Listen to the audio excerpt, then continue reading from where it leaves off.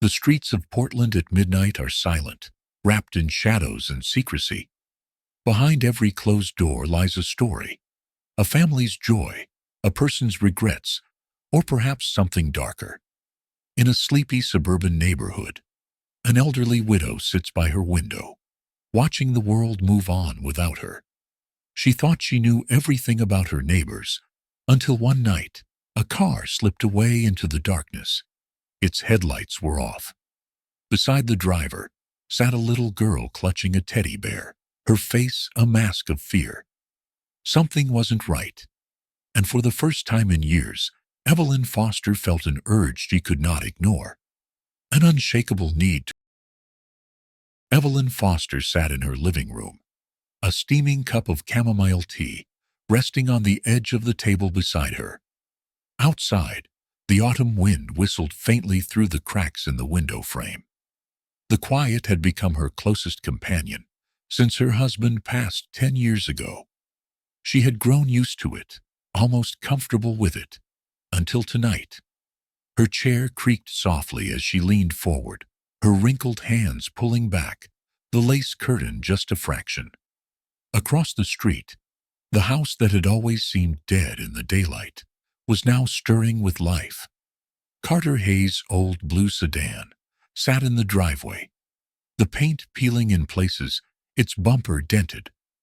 The man himself, a tall figure worn and angular, moved quickly in the dark. Beside him stood Lily, his 9-year-old niece. Even at this distance, Evelyn could see her clutching the old teddy bear, its ear hanging by a thread. Evelyn's brow furrowed. Something about the way they moved, hurried, deliberate, put her on edge. She watched as Carter looked left, then right, before ushering the girl into the car. The headlights remained off, and the engine turned over with a muted growl. The car began to inch backward down the driveway. Evelyn held her breath. Why in the world would they leave now? She whispered to herself. The sedan rolled onto the street and, with practiced stealth, disappeared around the corner. Evelyn let the curtain fall back into place, her heart beating a little faster. She had seen that car leave before, twice, always at this hour, always with its headlights off. But tonight, it was Lily's face that haunted her. The frightened look, her small frame clutching that bear, as if it were her only lifeline. Evelyn rubbed her arms as a chill crept through her. Her thoughts turned back to Carter Hayes, the man who had moved into the dilapidated house 3 months ago. He rarely spoke to anyone. He never attended community events, never waved hello. The whispers about him had begun almost immediately. Troublemaker, drifter, bad news. Evelyn had dismissed the rumors then, dismissing them as idle gossip. But now, she glanced at the clock on the wall. 12:15 a.m. What kind of man takes a child out at this hour? To where? And why would they need to leave in such secrecy? Evelyn stood up, her knees stiff and aching, but her mind was sharper than it had been in years. She walked over to the window again and stared at the empty driveway. A quiet unease settled in her chest, like a storm cloud rolling in. She knew she shouldn't get involved. She was just an old widow living alone. Whatever trouble Carter Hayes was in had nothing to do with her. But the image of Lily's wide, scared eyes wouldn't leave her. I'm probably imagining things, Evelyn muttered, shaking her head. She moved back to her chair and picked up her tea, now lukewarm. But as the minutes ticked by, she couldn't shake the feeling that something was wrong. Outside, the street was still. The houses stood silent and dark, as though the entire neighborhood had fallen into an uneasy slumber. But Evelyn didn't sleep. Not that night. The next morning, as Evelyn went about her daily routine, tending to her garden and organizing her bookshelf, her thoughts kept returning to the night before. She remembered Lily's small figure, illuminated in the faint glow of the porch light, the look of helplessness on her face. Evelyn sighed as she knelt to pull a stubborn weed from her flower bed. What if she's in danger? The thought startled her, and she immediately tried to brush it aside. But it was too late. A small voice in her mind, the voice of her late husband perhaps, spoke gently but firmly. If something feels wrong, don't ignore it. By evening, Evelyn found herself perched in her armchair again, watching Carter's house through the small gap in her curtains. There were no lights on inside, no sounds of life, just the old house sitting there like a shadow. At 11:45 p.m., Evelyn spotted a faint glow in one of the front windows. A figure moved past, a tall, gaunt shadow. Evelyn's pulse quickened. At midnight, the car appeared again. It rolled out of the driveway with Lily sitting in the passenger seat, her little face just barely visible behind the fogged-up glass. The teddy bear was in her lap, and her eyes, those same frightened eyes, glanced up at the house before disappearing into the dark. Evelyn's hands trembled slightly as she let the— "This isn't right," she whispered aloud. Her voice sounded small, even to her own ears. For the first time in years, Evelyn Foster felt an urge she couldn't ignore. She would find out what Carter Hayes was hiding. She didn't know what she would uncover, but deep in her bones, she knew one thing. Something was very, very wrong. As Evelyn climbed into bed that night, she made herself a quiet promise. Tomorrow, she would watch more closely. If Carter left again, she would follow. Out in the night, beyond Evelyn's window, the faint hum of an engine could be heard, drifting further and further. The morning sunlight spilled gently through the lace curtains of Evelyn Foster's small kitchen, painting soft patterns of light across the worn wooden table. The kettle on the stove began its familiar whistle, its sound filling the quiet house like an old friend dropping by. Evelyn moved slowly, almost methodically, as she turned off the stove and poured herself a cup of chamomile tea. She let out a soft sigh, the warmth of the tea comforting against her fingers. This was how every morning began. For 10 years since her husband David passed away, Evelyn's life had fallen into a pattern as predictable as the sunrise. Her days began with tea, a glance at the morning paper, and the quiet hum of birdsong outside her window. She tended to her small garden, where neat rows of lilies and daisies grew under her careful attention. Her afternoons were spent reading novels she'd already read a dozen times, or organizing the bookshelves in her modest living room. The walls of Evelyn's home were filled with reminders of a life that felt distant now. Photographs of her wedding day, black and white pictures of David in his younger years, smiling in his pressed army uniform. One frame held a snapshot of the two of them on their 40th anniversary, David's arm wrapped protectively around her shoulders. Evelyn couldn't remember the last time she had taken a new picture. Today felt no different from the others. Yet beneath the calm exterior of Evelyn's quiet life, a storm of thoughts swirled.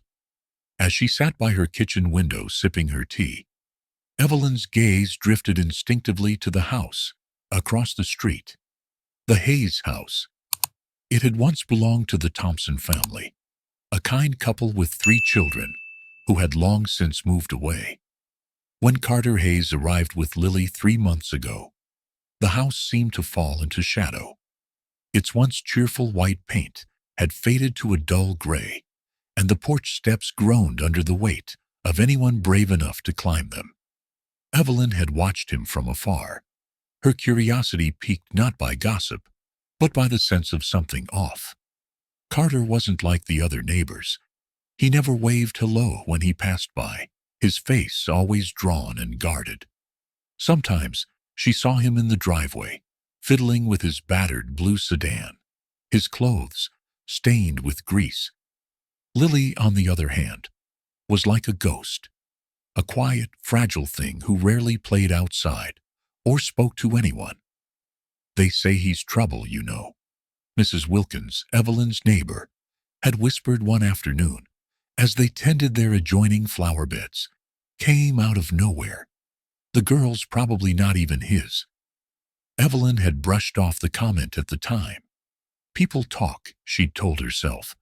But now, after witnessing their strange midnight departures, she wondered if there was truth buried somewhere in those whispers. Evelyn's routine continued as usual. After finishing her tea, she pulled on a pair of gardening gloves and stepped outside to her backyard. The air smelled of damp earth and autumn leaves. Evelyn knelt in the dirt, her knees creaking in protest as she began pulling weeds from between the flower beds. But no matter how hard she tried to focus, her mind kept drifting back to Carter and Lily. What were they doing so late at night? Where did they go? And why did Lily always look so frightened?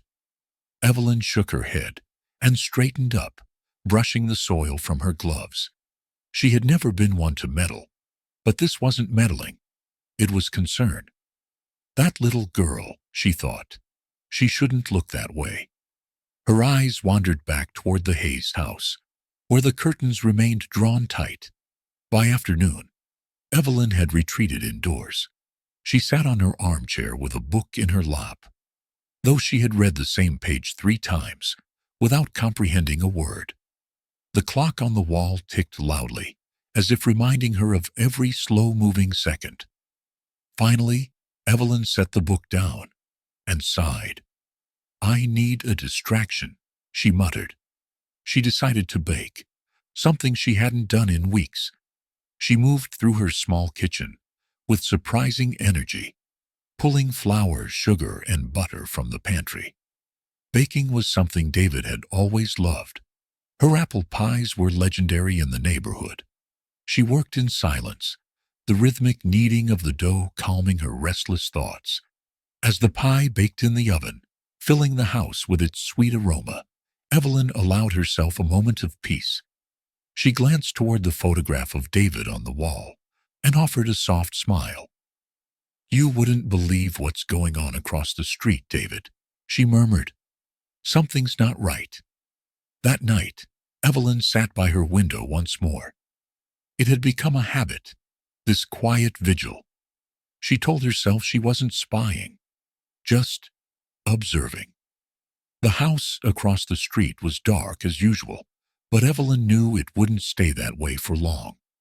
At exactly midnight, the faint glow of headlights through the curtains, the slow creak of the front door.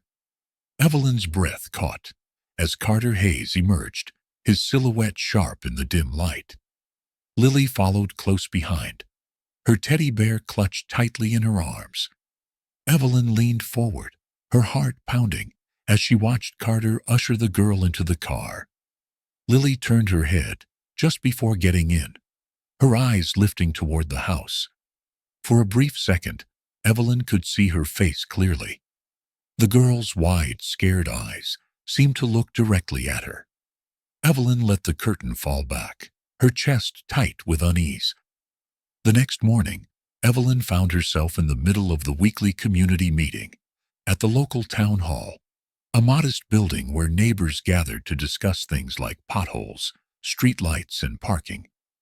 Evelyn sat quietly in the middle row, her purse clutched tightly in her lap. The meeting dragged on, voices droning about minor inconveniences, but Evelyn barely heard them. Her thoughts were elsewhere.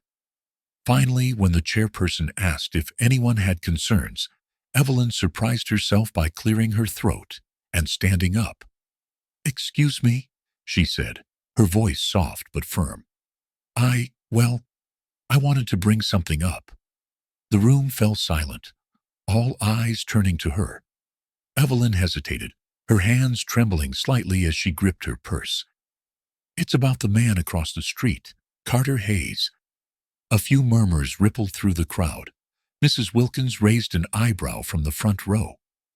"I've noticed strange behavior," Evelyn continued. "He leaves late at night, midnight, with the little girl." She paused, her voice catching. The headlights are always off. I don't know where they go, but I think something might be wrong." Laughter broke the silence. "Oh, Evelyn!" A man named Greg called from the back. "He's probably just working night shifts or something. You're imagining things." Evelyn's face burned, but she stood her ground. "I'm not imagining it. That girl, she looks frightened, like she doesn't want to go." "Leave it alone, Evelyn," Mrs. Wilkins said sharply. "It's none of our business." Evelyn's heart sank as the room's chatter resumed. People dismissed her words with a shake of their heads, as though she were nothing more than a nosy old woman. But as Evelyn sat back down, humiliated and frustrated, a quiet voice spoke beside her. "I've seen it too." Evelyn turned to see Sarah Green, a young woman in her late 20s, leaning close. "They leave at night," Sarah whispered. "I don't know where they go either, but you're not wrong. Something's off." Evelyn stared at her, a mixture of relief and unease. The sun dipped below the horizon in Portland, casting the small suburban neighborhood in a deepening shade of gray. Carter Hayes sat on the edge of an old armchair in his living room, his elbows resting on his knees, shoulders slumped. The faint hum of a small television filled the room, its flickering glow painting muted light across peeling wallpaper. In the corner of the room, Lily Hayes sat curled up on the sagging couch, her small frame barely taking up half the space. She clutched her old, worn-out teddy bear, as if it might somehow shield her from the chill that seemed to live in the walls. The bear's stuffing peeked out from its seams, and one of its ears dangled by a single thread. To Lily, it wasn't broken. It was a piece of her mother, the only tangible memory she had left. Carter ran his roughened hand through his hair, exhaling sharply. Bills were scattered across the table in front of him, red ink shouting overdue and final notice. A familiar weight pressed on his chest, as if the air itself had turned to lead. "Uncle Carter?" Lily's voice broke the silence, small but steady. He looked up, startled, as if he had forgotten she was there. "What is it, kid?" he asked, his voice gruff but not unkind. "Are we going to the garage tonight?" she asked, her tone careful, almost apologetic. Carter hesitated, his gaze falling to the table again. "Yeah, Lily, just for a bit." He didn't meet her eyes. Lily nodded wordlessly and hugged the bear closer. She was used to the late-night drives now. The silence, the darkness, the sound of the wind slipping through the crack in the car window. She didn't ask where they were going or why. She already knew that the garage was their secret refuge, a place where the world couldn't touch them, at least for a little while. Carter's life had not always been this way. Years ago, he had been someone else entirely, a successful financial analyst with a corner office overlooking the Willamette River. He had worn tailored suits, driven a sleek sedan, and taken pride in the life he had built for himself.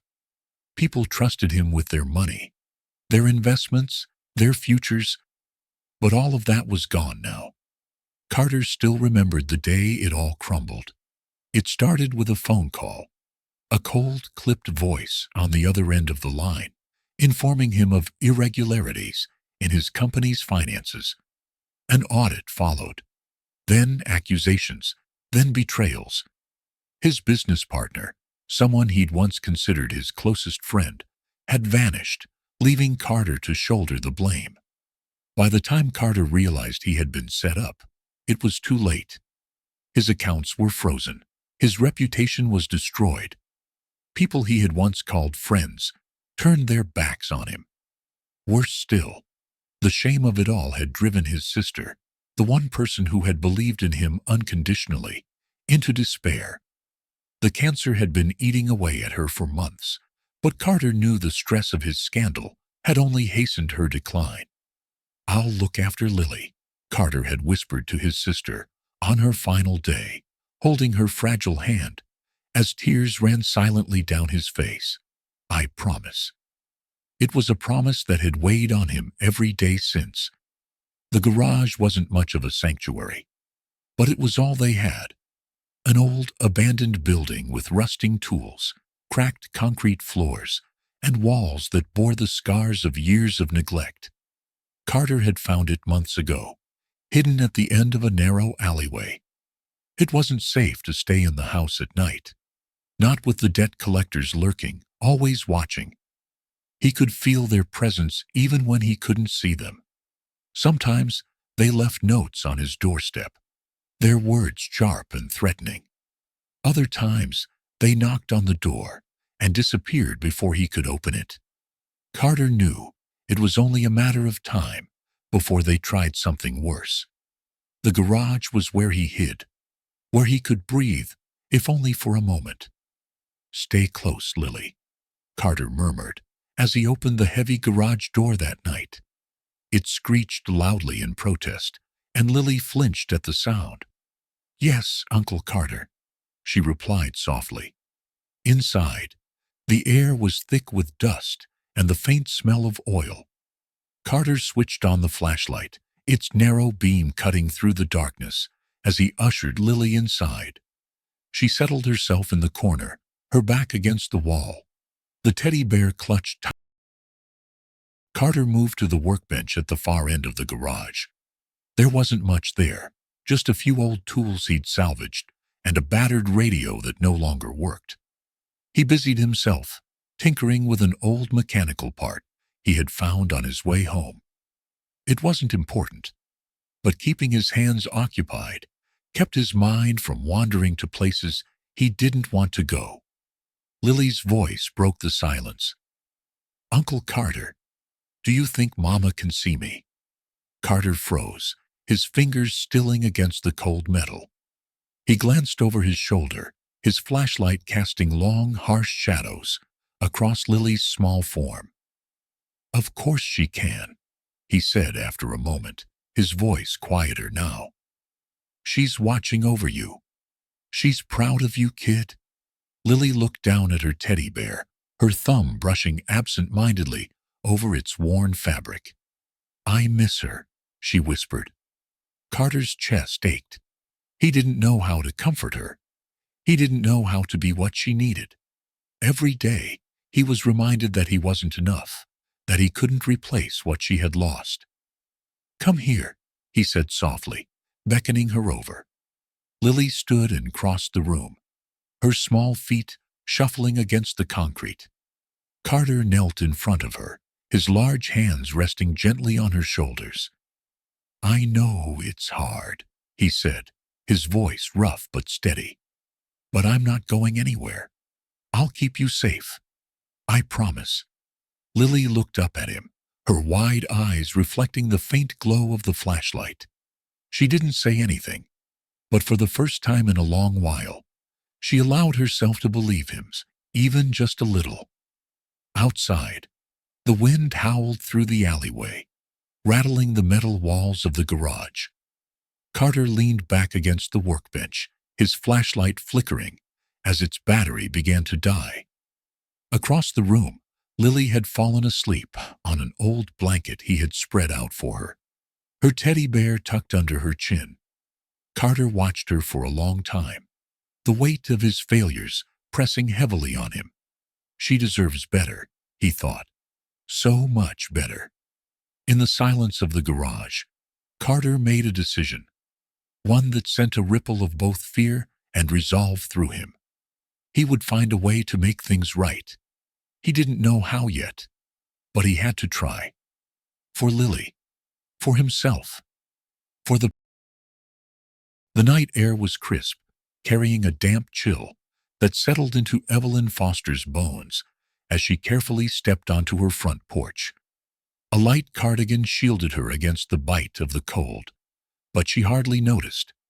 Her eyes were fixed across the street, where Carter Hayes' house loomed dark and silent, the only sign of life coming from a dim light filtering through the gap in the curtains. Evelyn's heart thudded steadily in her chest, though she wasn't sure if it was anticipation or nerves. It had been weeks since she first noticed Carter's strange late-night departures, always at the same time, always with the car's headlights off, always with that little girl, Lily, clutching her teddy bear as if her life depended on it. The image of Lily's wide, solemn eyes haunted Evelyn's dreams. Tonight, Evelyn had resolved to follow them. She wasn't sure what she would discover, but her instincts whispered that something wasn't right. And after 72 years of life, Evelyn had learned to trust her instincts. Earlier that day, Evelyn had sat in her living room, staring blankly at the tattered novel in her lap. She had tried to lose herself in the story, a mystery ironically enough, but the words refused to settle in her mind.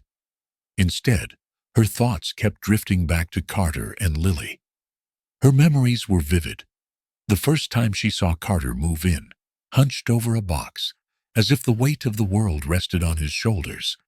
The neglected state of the house, the curtains that rarely opened, and most importantly, Lily's presence. The little girl was a ghost of herself, silent, watchful, and far too mature for her years. Evelyn's heart ached when she thought of the child. She looked so small and fragile, so undeservedly burdened. In the afternoons, Evelyn had taken to sitting by her window, ostensibly to enjoy the garden view. In reality, she kept her eyes trained on the house across the street, noting every unusual detail. The mystery gnawed at her, its tendrils wrapping around her thoughts and refusing to let go. Her friend from the community, Sarah Green, had visited the previous day for tea. They had talked, mostly about trivial matters like neighborhood gossip. But Evelyn couldn't resist slipping in her concerns. "You think something's wrong with that Carter fellow?" Sarah had asked, raising an eyebrow as she stirred her tea. "I don't know," Evelyn replied honestly, her fingers nervously tapping the porcelain cup. "But that little girl, I can't shake the feeling that she's not safe." Sarah had shrugged, clearly indifferent. "Evelyn, you have too much time on your hands. Not everything has to be a mystery." Maybe not, Evelyn thought. But some things were. Now, as she crouched behind the hedges lining her yard, Evelyn watched as the faint glow of headlights flickered on through the curtains. The engine of Carter's battered sedan coughed to life. Slowly it began to reverse out of the driveway, its movements calculated and quiet. Evelyn waited until the car was halfway down the street before she stepped out, her soft-soled shoes muffling her footsteps. The car turned the corner, its headlights still off, disappearing into the shadows of the quiet suburban roads. "Here goes nothing," Evelyn murmured to herself, steeling her nerves as she set off after them. Portland's streets were unusually deserted at this hour, the suburban calm disrupted only by the faint hum of the occasional passing car or the distant bark of a dog. Evelyn stayed a few blocks behind, careful to keep her distance. The faint red glow of Carter's taillights was her guide, weaving through darkened streets like a ghostly thread, leading her toward an unknown truth. The further they drove, the more Evelyn's curiosity twisted into something heavier: dread. The houses grew further apart, replaced by abandoned lots and empty buildings. It was the kind of place where streetlights barely worked, and where shadows seemed deeper, darker. Evelyn's breath caught as Carter's car finally turned into an alleyway. She approached cautiously, her hands trembling, as she gripped her cardigan tighter around herself. From behind a large oak tree at the corner of the alley, she could just make out the garage, its rusting door yawning open, like the mouth of a cave. She watched in silence as Carter stepped out of the car, flashlight in hand. The narrow beam of light cut through the darkness, illuminating Lily's small figure as she slid out of the passenger seat, her teddy bear clutched against her chest. Her head was down, her shoulders slightly hunched, As if the weight of the world had settled on her tiny frame, Evelyn felt a pang in her chest. That Inside the garage, Carter moved quickly, his flashlight bouncing erratically across the room as he searched for something on the cluttered workbench. Evelyn couldn't see what he was doing, but his movements were tense, almost frantic. "Sit over there, Lily," Carter said, his voice low but firm. Lily obeyed without a word, settling onto an old blanket in the corner of the garage. She hugged the teddy bear to her chest, her wide eyes fixed on the floor. Outside, Evelyn's breath hitched. She knew she shouldn't be here. She was an old woman hiding in the shadows, spying on a man and his niece.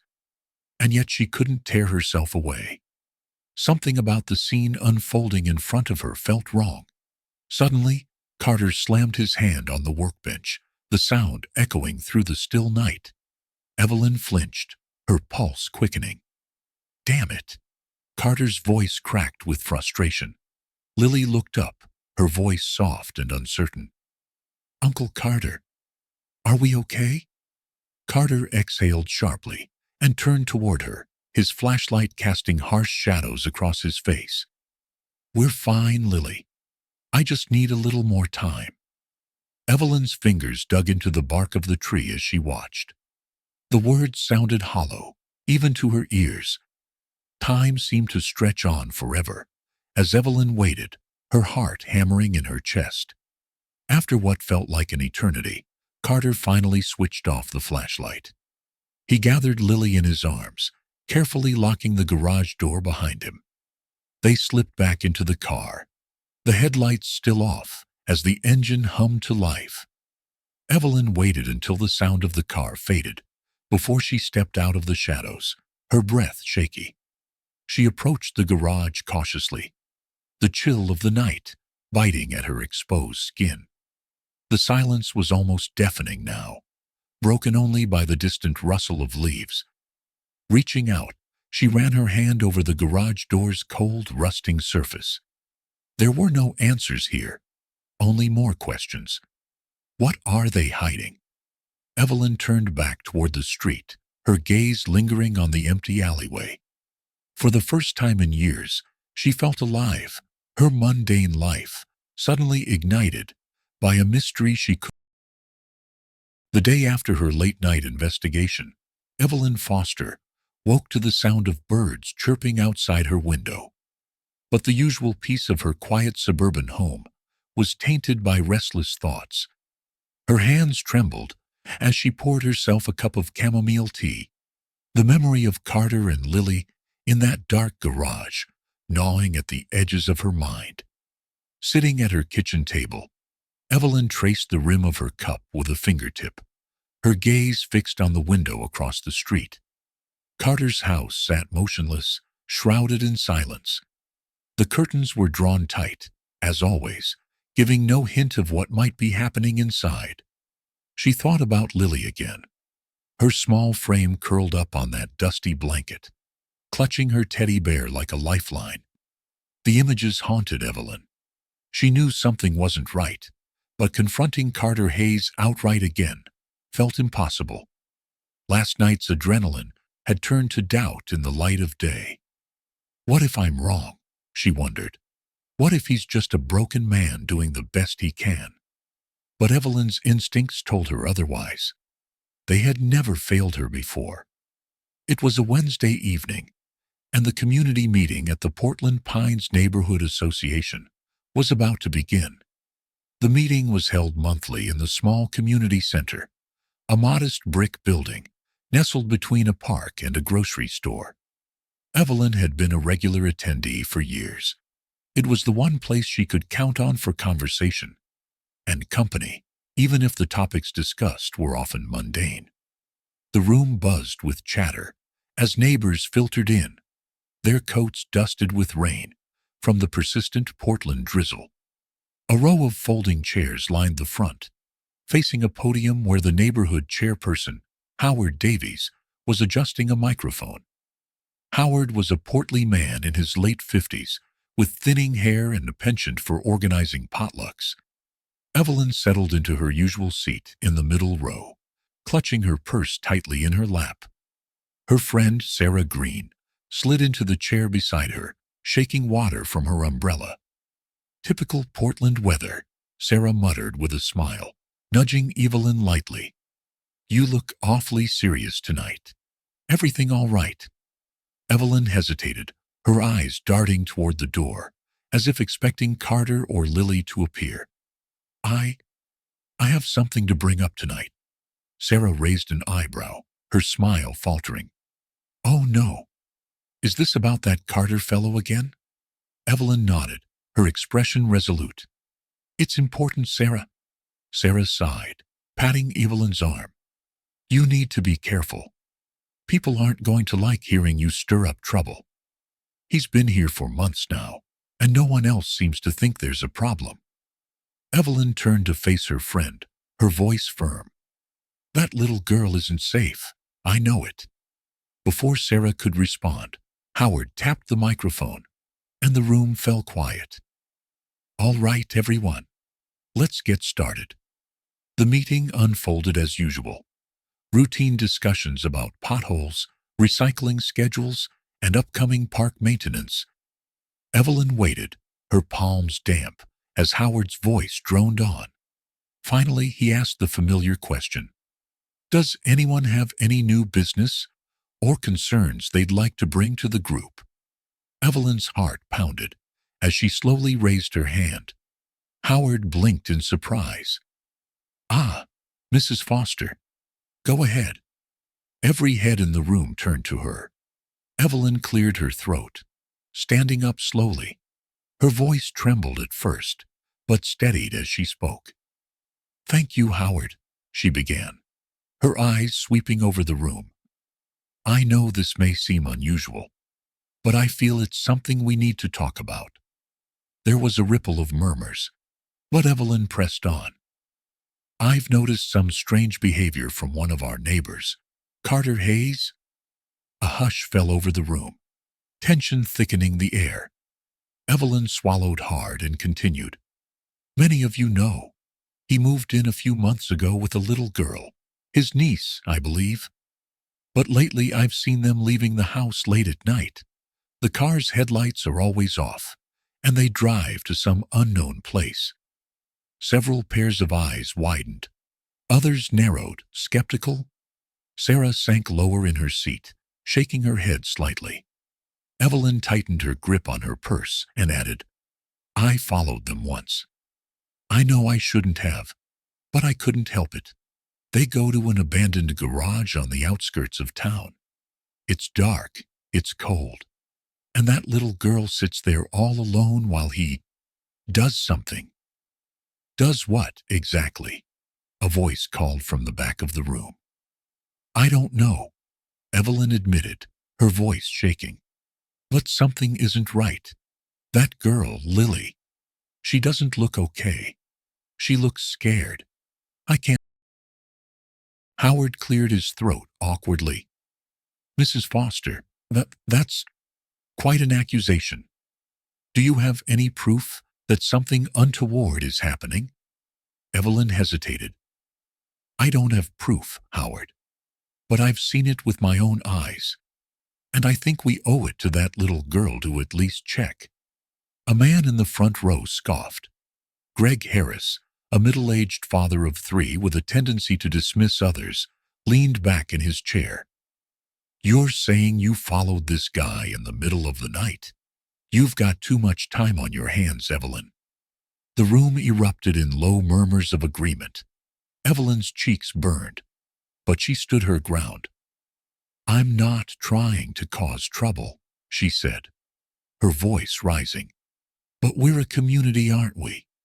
We look out for one another.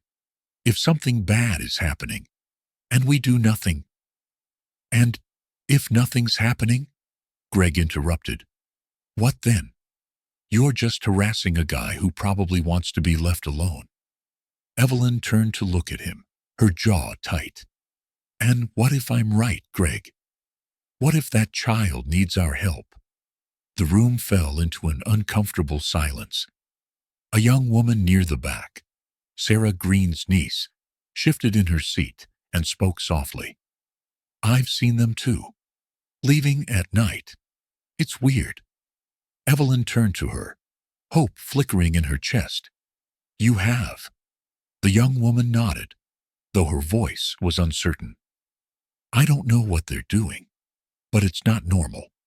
Howard sighed into the microphone. All right, all right. Let's not jump to conclusions here. Mr. Hayes hasn't done anything illegal, as far as we know. And what about that girl? Evelyn pressed. Shouldn't we at least check to make sure she's okay? Howard hesitated, clearly torn. I'll see what we can do. But let's not turn this into a witch hunt, Mrs. Foster. Greg chuckled, folding his arms across his chest. Sounds like a lot of wasted energy to me. Evelyn sank back into her seat, her hands trembling. She could feel the judgmental stares, the whispers. Sarah leaned over and whispered, I told you this wouldn't go well. Evelyn didn't respond. Her mind was swirling, her heart heavy with frustration. She had tried. She had spoken up. But instead of being taken seriously, she had been dismissed. That night, Evelyn sat alone in her living room, the faint tick of the grandfather clock filling the silence. She stared at the empty teacup in front of her, Greg's words echoing in her mind. You've got too much time on your hands. Her eyes drifted to the window across the street, where Carter's house loomed in darkness. For a moment, doubt crept in. What if she was wrong? What if her instincts had led her astray? But then she thought of Lily, her frightened eyes, the way she clutched that teddy bear. Evelyn straightened her shoulders, determination hardening her resolve. They can think what they want, she told herself. I know what I saw, and I won't give up on that little girl. Somewhere across town, in a dark and forgotten garage, a man and a child were clinging to what little they had. And Evelyn Foster vowed that she wouldn't stop until she uncovered the truth, no matter what. The day had dragged on longer than usual for Carter Hayes. His back ached from hours of repairing a leaking roof, and his hands were blistered and raw. The cold wind bit at his face as he stepped off the bus, a small paper bag of groceries tucked under his arm. The quiet suburban streets of Portland Pines seemed to stretch endlessly beneath the dusky sky. Carter shuffled his way home, each step heavy with the weight of the day's exhaustion. The neighborhood was quiet, too quiet. Houses glowed softly in the early evening light, families gathering around their dinners, their laughter spilling faintly into the street.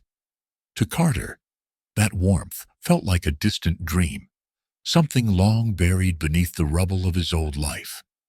He pulled his coat tighter around himself, his gaze fixed on the cracked pavement ahead. When he reached the small, neglected house, Carter paused at the front door. The silence behind it was unsettling. He unlocked the door with shaking hands and pushed it open to find Lily sitting in the middle of the living room, clutching her teddy bear tightly. Her wide eyes flicked toward him, her small body still as stone. Uncle Carter, she whispered softly. Where were you? Carter sighed, setting the groceries on the kitchen counter. Work. I told you I'd be late.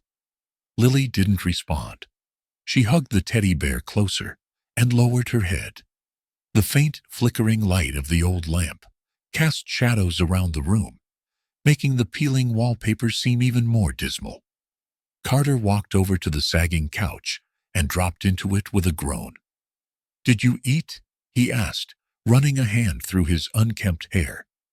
Lily nodded but didn't look up. I made a sandwich. That's good, Carter muttered absently, his voice trailing off. He leaned back, staring at the stained ceiling. The weight of everything pressed down on him. The debts, the threats, the emptiness of this house. It all swirled together like a suffocating storm. As the hours stretched into night, Carter sat at the small kitchen table, staring at the unopened stack of mail. He knew what was inside: overdue notices, final warnings, threats from creditors.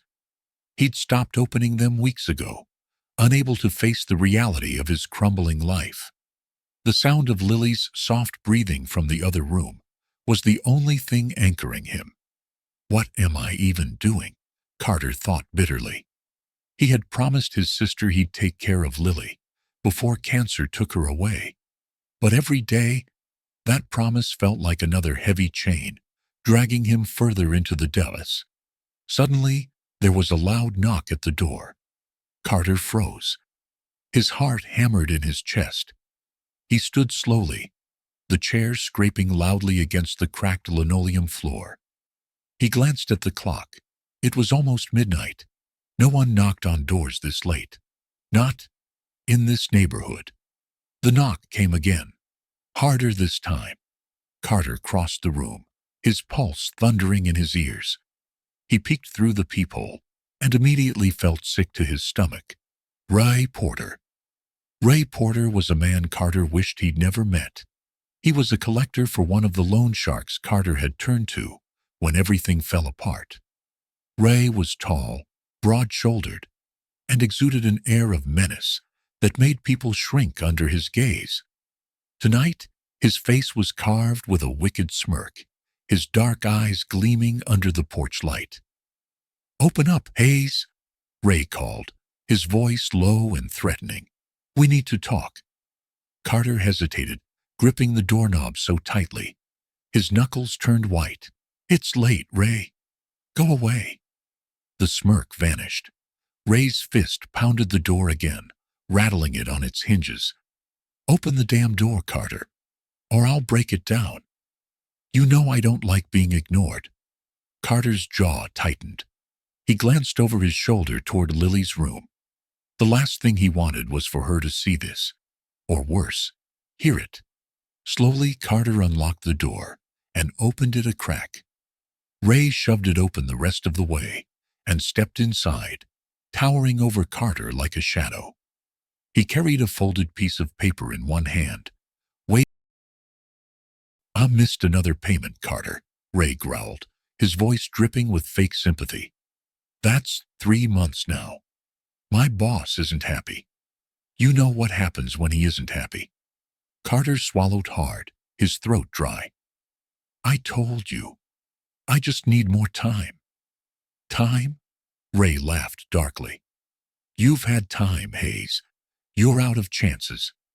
Carter clenched his fists, his nails digging into his palms. "I'll get the money." Ray's expression hardened, and he stepped closer. "I don't think you're listening. My boss wants his money. And if you don't have it, maybe I'll take something else."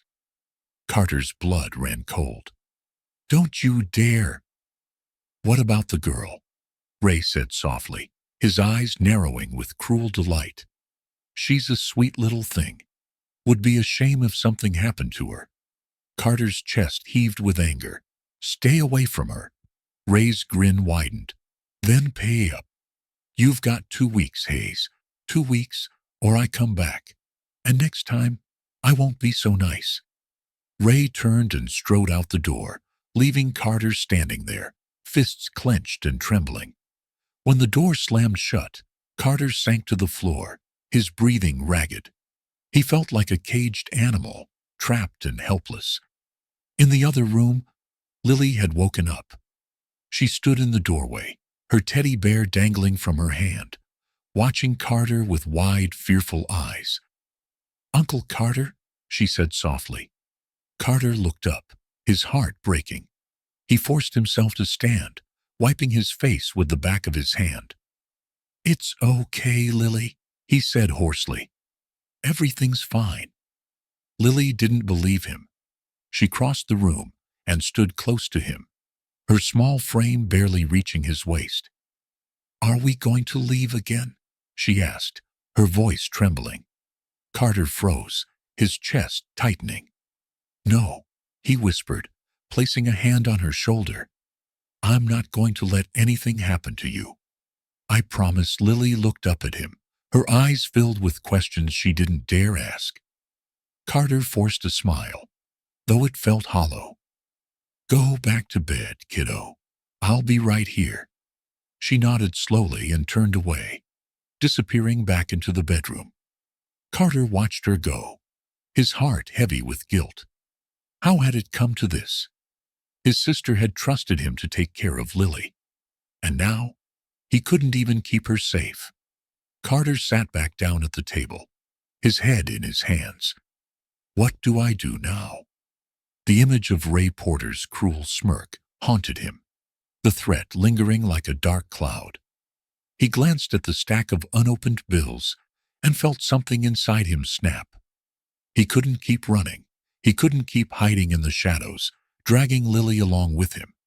But what other choice did he have? For hours, Carter sat alone in the kitchen, his mind racing.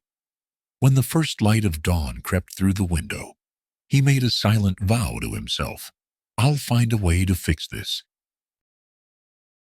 The morning sun streamed through Evelyn Foster's kitchen window, its warmth doing little to soothe the lingering unease in her chest. Evelyn sat at the table, her untouched cup of tea cooling by the minute. The events of the previous night churned in her mind like an unstoppable tide. Carter's hollow eyes, Lily's frightened silence, and that unsettling figure she had glimpsed outside his home. It all painted a picture that Evelyn couldn't ignore any longer. For years, Evelyn had prided herself on being someone who minded her own business. She had lived her quiet life, tending her garden and cherishing the solitude she had come to embrace since her husband passed. But something about Carter Hayes and the little girl he so poorly looked after gnawed at her instincts, refusing to be silenced. Something's wrong, she told herself again. And if no one else is going to help, then I will. As Evelyn washed her hands in the kitchen sink, her gaze drifted to the house across the street. The curtains on Carter's front window were drawn shut, the house as still as ever, like a lifeless shadow amid the cheerfully kept homes of the neighborhood. What is he hiding in there?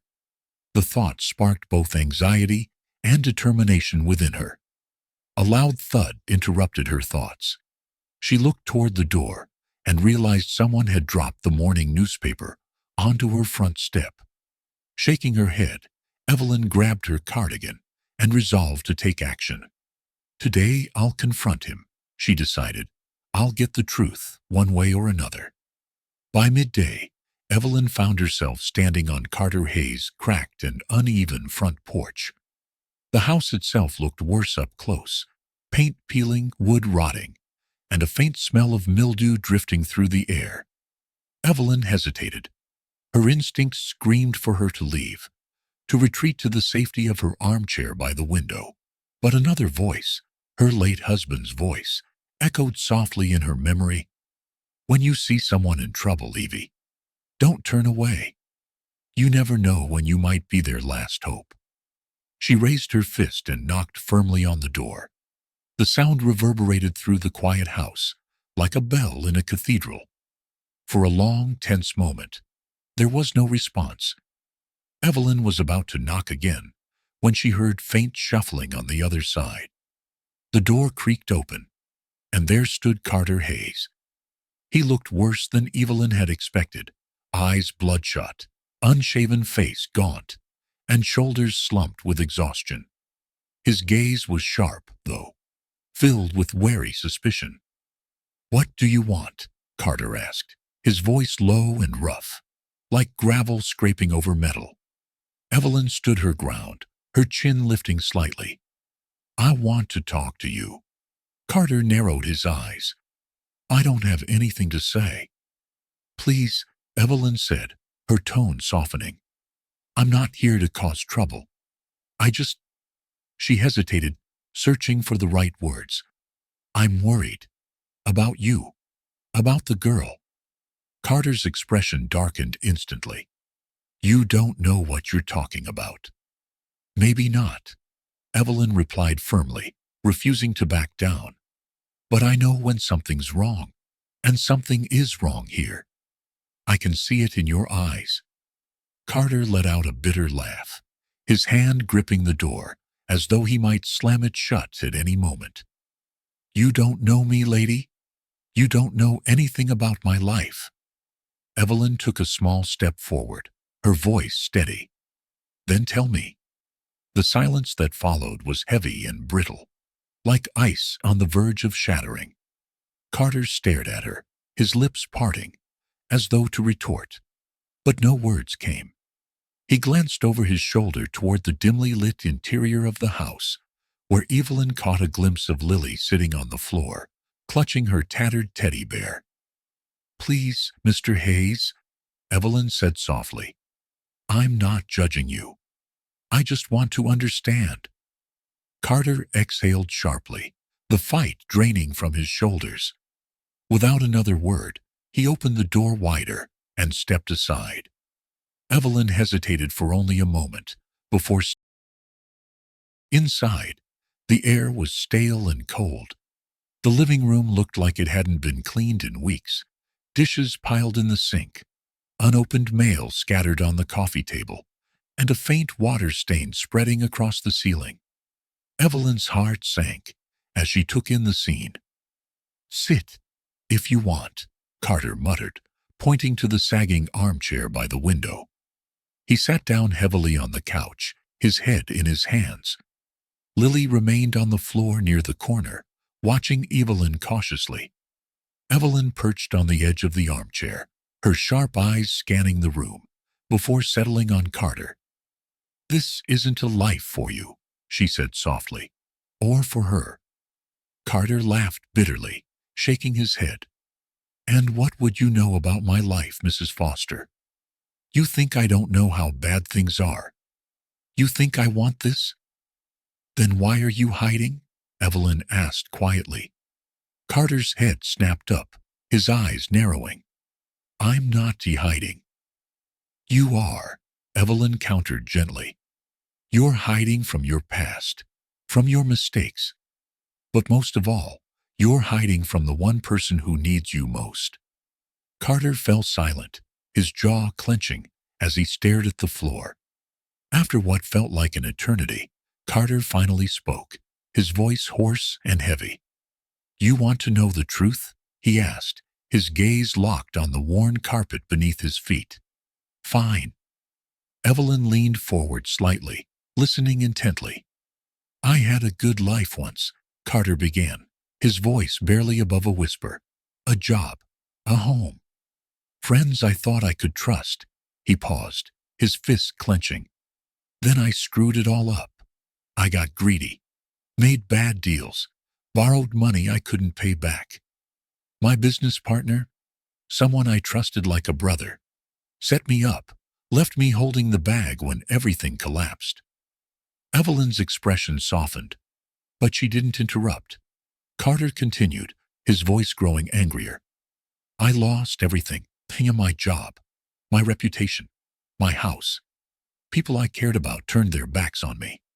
He gestured toward Lily, who was watching him with wide eyes. And then, my sister. She got sick. Cancer. Before she died, she begged me to take care of Lily, to protect her. And what have I done? He let out a bitter laugh. Dragged her into this mess, hiding from people who want to hurt me. Living in a house that's falling apart. This isn't what she deserves. Evelyn's heart ached as she looked at Carter. This broken man who carried so much guilt and so much sorrow. For the first time she truly saw him, not as a threat, but as someone drowning and desperate for help. It doesn't have to stay this way, Evelyn said softly. Carter shook his head. You don't understand. People like me don't get second chances. Maybe not, Evelyn replied, her voice firm yet compassionate. But people like Lily do. And she needs you to be strong for her. Carter looked up, his eyes glistening with unshed tears. What if I can't? You can, Evelyn said firmly, and I'll help you. The room fell silent again, save for the ticking of the old clock on the wall. Evelyn stood and walked over to Lily, kneeling beside her with a kind smile. "Lily, dear, would you like some dinner? I brought some food with me." Lily glanced at Carter, who gave a small, resigned nod. "Okay," she whispered softly. As Evelyn unpacked the groceries she had brought, Carter watched her with a mixture of confusion and suspicion. "Why are you doing this?" he asked quietly. Evelyn glanced at him over her shoulder, her eyes warm but unwavering. "Because you're not alone, Carter. You might think you are, but you're not. And neither is Lily." For the first time in a long while, Carter didn't argue. He simply watched as Evelyn worked, her presence filling the house with a warmth it had. The first rays of morning sunlight crept through the cracks in Carter Hayes' living room curtains, pooling in soft golden streaks on the floor. The small house, usually cloaked in shadows and silence, now held an unfamiliar warmth. Evelyn Foster moved carefully through the modest kitchen, placing fresh bread, eggs, and a small jug of milk onto the worn counter. The scent of scrambled eggs and buttered toast drifted through the house, replacing the lingering staleness of neglect. At the dining table, Lily Hayes sat quietly, her fingers brushing over her battered teddy bear. Her wide, curious eyes followed Evelyn's every move, watching with a mix of awe and uncertainty. Carter sat a few feet away, slouched in his creaking armchair, his gaze distant as he listened to the gentle clatter of dishes and Evelyn's soft humming. Carter still couldn't wrap his head around the fact that she was here. This persistent old woman who had knocked on his door the day before, demanding answers he hadn't wanted to give. She had listened, though, and she had seen him for what he was, broken, lost, but trying. And instead of walking away, she'd shown up again today, bearing food and promises of help that Carter wasn't sure he deserved. "You should eat something," Evelyn said, her voice calm yet firm, as she set a plate of eggs and toast in front of Lily. Lily glanced at Carter, her unspoken question clear. "Is this okay?" Carter gave a small nod, the weariness etched into his face, softening slightly. "Go ahead," he muttered, his voice hoarse. Lily picked up a fork and took a small bite. Her movements were hesitant at first, as though she feared the food might vanish if she showed too much enthusiasm. But soon she was eating steadily, her tiny frame visibly relaxing with each bite. Evelyn smiled faintly as she sat across from Carter. "She's a sweet girl," she said softly. "Quiet, but observant." Carter grunted, his arms crossed tightly over his chest. "She's been through a lot. She doesn't trust easily." "Neither do you," Evelyn replied, her eyes meeting his pointedly. "But trust isn't built overnight. It starts small. Like this." She gestured to the table. Carter exhaled slowly, his gaze drifting to Lily. For the first time in weeks, he saw her face without the perpetual shadow of fear. The simple act of sitting at a table, eating a meal prepared with care, seemed to breathe life back into her tired little soul. "Why are you really here?" Carter asked, breaking the silence. Evelyn didn't flinch. "Because you need help, whether you admit it or not. And because she," Evelyn nodded toward Lily, "deserves better than this." Carter's jaw tightened, but he said nothing. Evelyn continued, her voice softening. "I'm not here to judge you, Carter. I don't pretend to understand everything you've been through. But I've been alone. I know what it feels like to believe the world has forgotten you." She paused, her expression gentle. "No one deserves to carry that weight alone." Over the next few days, Evelyn began visiting Carter and Lily regularly. At first, Carter was resistant, watching her every move with suspicion. But Evelyn never wavered. She brought groceries, simple things like fresh bread, vegetables, and milk, claiming she had bought too much for herself. She cleaned up little by little, making the space feel less suffocating. One afternoon, Evelyn arrived with a stack of books, their worn covers hinting at years of love and use. "These were my favorites when I worked as a librarian," she said, placing them on the coffee table. "I thought Lily might like them." Lily's eyes widened as she gently ran her small fingers over the spines of the books. "For me?" she whispered. "Yes, dear," Evelyn replied warmly. "You can keep them as long as you like." Lily looked up at Carter, her expression uncertain. Carter hesitated before giving a small nod. "Go ahead," he murmured. Lily picked up one of the books, The Secret Garden, and carefully opened it, as though handling a treasure. For the first time, a faint smile flickered across her face. "She loves to read," Carter said quietly, his voice carrying a hint of pride. "Her mom used to read to her every night." Evelyn's heart ached at the unspoken grief in his words. "Then let's keep that going," she said gently. As Evelyn's visits became routine, Lily began to open up little by little. She was still quiet, still guarded, but she started to speak more, especially when one afternoon, as Evelyn helped Lily in the small, overgrown backyard, the little girl broke the silence. "My mom liked gardens," Lily said softly, her voice almost drowned out by the wind. Evelyn glanced at her, pausing her work. "Did she?" Lily nodded, clutching a small gardening trowel. She said, "Flowers make a place feel happy." "They do," Evelyn agreed with a smile. "Would you like to plant something here? Maybe some daisies or marigolds?" Lily's face lit up, just a little, but it was enough to make Evelyn's heart swell. When Carter saw the two of them in the yard later that day, his chest tightened with an emotion he couldn't quite name. It wasn't anger or fear, but something softer, something he hadn't felt in a long time. That night, after Evelyn had left, Carter sat alone at the kitchen table, his head in his hands. The weight of everything, his past mistakes, his present struggles, pressed down on him like an invisible boulder. Lily had fallen asleep on the couch, clutching her teddy bear as usual. Carter looked at her, his heart aching. She deserves better, he thought bitterly. He reached for the envelope on the table, a final notice from a debt collector, and stared at it for a long time. The walls around him felt smaller, suffocating.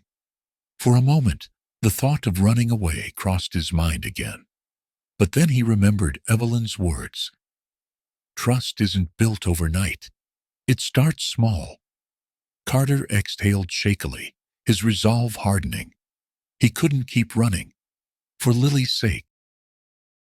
The stillness of the evening was disrupted by a soft knock on Evelyn Foster's door. She paused, her hands dusted with flour, as she finished rolling out a pie crust. Wiping her hands on a kitchen towel, Evelyn made her way to the front door, where Carter Hayes stood with Lily, peeking out from behind him. The little girl clutched her worn teddy bear, her small fingers wrapped tightly around its ragged arm. "Evening," Carter said, his voice hesitant. "Carter." Evelyn blinked in surprise, stepping aside to let them in. "What brings you here so late?" Carter shifted uncomfortably, glancing back toward the street, as though he expected someone to be watching. His jaw was tight, his shoulders hunched, a man bracing for a storm. We need to talk," Carter murmured, leading Lily inside. Evelyn watched them carefully, noting the way Lily's wide eyes darted nervously around the room. Something was wrong. Seated at Evelyn's small dining table, Carter ran a hand through his disheveled hair, his expression weary and guarded. Lily sat quietly beside him, picking at the hem of her sweater. Evelyn placed 2 steaming cups of chamomile tea on the table and sat across from them, her gaze steady. "What happened?" Carter exhaled slowly. staring into the swirling steam of his tea. "They found me." "Who?" Evelyn pressed gently, though her heart began to pound. "Debt collectors?" Carter replied bitterly, his voice low. "Ray Porter. I owe him money. He found out where we've been staying." Evelyn frowned deeply. "What did he do?" "He showed up at the house this afternoon," Carter said, clenching his fists. "I wasn't home. But Lily was." Evelyn's breath caught. "Lily?" Lily looked up briefly, her small voice trembling. "He banged on the door really hard. I hid under the table." Evelyn's heart ached at the fear in Lily's voice. She turned back to Carter. "Did he hurt her?" "No," Carter said quickly, his tone sharp. "But he left a note. A warning." He pulled a crumpled piece of paper from his coat pocket and slid it across the table. Evelyn unfolded it and read the jagged scrawl. "Pay up, Carter, or she pays the price." The words sent a chill through her.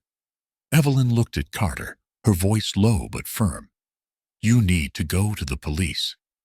Carter shook his head vehemently. "Number. That'll make things worse. Ray doesn't care about the law, and I can't risk putting Lily in danger." "Then what's your plan?" Evelyn demanded, her patience thinning. "You can't just hide forever." Carter slumped back in his chair, his face pale with exhaustion. "I don't know," he admitted, his voice breaking. "I'm trying to fix things, Evelyn. I've been looking for work. I've been keeping my head down. But Ray won't stop until he gets his money. And I don't have it." Evelyn sat back, her mind racing. She looked at Lily, who sat silently, her small frame hunched, as though trying to make herself invisible. It wasn't fair. No child should live with this kind of fear. The next morning, Evelyn found herself pacing the length of her living room, debating her next move. She couldn't let this go on. Ray Porter was a dangerous man, and Evelyn knew the authorities wouldn't act unless there was concrete proof. She picked up her phone and called the only person she could think of, Sarah Green, the young neighbor who had also expressed concerns about Carter. "Mrs. Foster?" Sarah's voice was surprised when she answered. "Sarah, it's Evelyn," she said quickly. "I need your help." 15 minutes later, Sarah was sitting on Evelyn's couch, her expression serious as she listened. "I don't think the police will help without evidence," Sarah said, when Evelyn finished explaining. "But maybe we can catch him in the act." Evelyn frowned. "What do you mean?" Sarah hesitated, then pulled out her phone. "My brother has a camera system he installed at our house. I could borrow one and set it up near Carter's place if Ray shows up again." Evelyn's brow furrowed. The idea was risky, perhaps too risky, but it was better than doing nothing. "Let's do it," she said firmly. That night, Evelyn and Sarah discreetly set up a small camera just outside Carter's front porch, hidden among the bushes. Carter reluctantly agreed, though his anxiety was evident. "Are you sure about this?" he muttered, as Evelyn adjusted the position of the camera. "If Ray finds out, we'll have proof," Evelyn interrupted, her tone resolute. "And the police will have to listen." Carter sighed heavily, but didn't argue further. Inside the house, Lily sat curled up on the sofa, her teddy bear clutched tightly to her chest. Her quiet presence was a constant reminder of what was at stake. As night fell, Evelyn returned to her own home, but sleep refused to come. She sat by her window, watching Carter's darkened house across the street. Every shadow, every creak of the wind, sent her heart racing. She couldn't shake the feeling that something terrible was about to happen. Around midnight, Evelyn's phone buzzed sharply, jolting her awake. It was Sarah. "He's there," Sarah whispered urgently. "Ray Porter. He just pulled up to Carter's house." Evelyn's pulse quickened. "Call the police," she said, grabbing her coat. "I already did," Sarah replied. But they might not get here in time. Evelyn didn't wait. She rushed across the street, her footsteps quick but quiet. From the shadows she could see Ray Porter, a tall, menacing figure, pounding on Carter's front door. "Carter!" Ray shouted, his voice low and dangerous. "I know you're in there. Open the door, or I'll make you regret it." Evelyn's heart raced as she watched Carter crack the door open, his face set with grim determination. "Ray, stop this," Carter said, his voice shaking but firm. "I don't have your money." "Then you better find it," Ray snarled, stepping closer, "or your little niece might disappear. Accidents happen, you know." Before Carter could respond, Evelyn stepped out of the shadows. "Leave them alone," she shouted, her voice trembling but loud. Ray turned sharply, his dark eyes narrowing. "Who the hell are you?" "A neighbor," Evelyn said, standing tall, despite the fear clawing at her chest. "I've called the police. They'll be here any minute." Ray sneered, his lip curling in disdain. "You think you can scare me, old lady? Try me." Evelyn shot back, refusing to waver. Suddenly, the distant wail of sirens split the air. Ray stiffened, glancing toward the street, before cursing under his breath. "This isn't over, Carter," he spat, jabbing a finger in Carter's direction. Then he turned and disappeared into the night, his car roaring to life as he sped away. When the police arrived minutes later, Carter looked both relieved and defeated. Evelyn stood beside him as he explained what had happened, handing over the video footage Sarah had captured. The officers assured Carter that they would investigate Ray Porter and keep an eye on the neighborhood. But as they drove away, Carter's shoulders slumped, his face lined with exhaustion. "I'm sorry," he murmured to Evelyn. "I didn't mean for you to get involved." "You don't have to apologize," Evelyn said softly. "We'll figure this out together." Carter looked at her, his guarded expression softening. "Thank you," he said quietly. From the doorway, Lily watched them, her teddy bear clutched tightly to her chest. For the first time in days, her frightened eyes seemed to hold. The weight of Ray Porter's threats lingered in the air like an invisible storm cloud. Inside his small living room, Carter Hayes sat hunched over the edge of the sofa, his head in his hands. The adrenaline of the previous night had ebbed, leaving behind an all-too-familiar heaviness, fear, exhaustion, and guilt. Lily was asleep in the next room, her teddy bear tucked close, the faint glow of her nightlight spilling through the crack under the door. The fragile piece felt temporary, like a glass figurine teetering on the edge of a shelf. A soft knock at the door broke through his thoughts. Carter stiffened, his heartbeat quickening. He moved cautiously toward the door, peering through the peephole before letting out a breath. Evelyn Foster stood on the other side, holding a covered dish in her hands. "Carter," she called softly. He hesitated before unlatching the door and pulling it open. Evelyn gave him a faint smile as she held up the dish.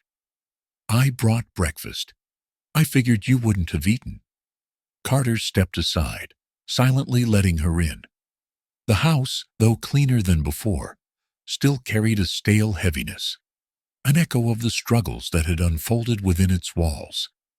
Evelyn placed the dish on the table and began uncovering it, revealing scrambled eggs, toast, and a small jar of jam. "You didn't have to," Carter muttered, rubbing at his stubble. "I know," Evelyn replied simply, pouring 2 cups of coffee she'd brought in a thermos. "But you can't face your problems on an empty stomach." Carter sat at the table reluctantly, his eyes fixed on the plate before him. Evelyn watched him carefully as he picked up a fork, his movements mechanical. Silence stretched between them until Evelyn spoke softly. "You can't go on like this, Carter." Carter looked up, his expression tired but wary. "What do you mean?" I mean hiding, Evelyn replied, her voice steady but kind. From Ray Porter, from the world, from yourself. You're running on fumes, and Lily. She paused, glancing toward the closed bedroom door. She deserves better than this. And so do you. Carter's fork clattered onto the plate. You think I don't know that? He said sharply. I'm doing everything I can to keep her safe. Evelyn held his gaze, unflinching. Keeping her safe isn't enough. She needs a life, Carter. A real life. Stability. Security.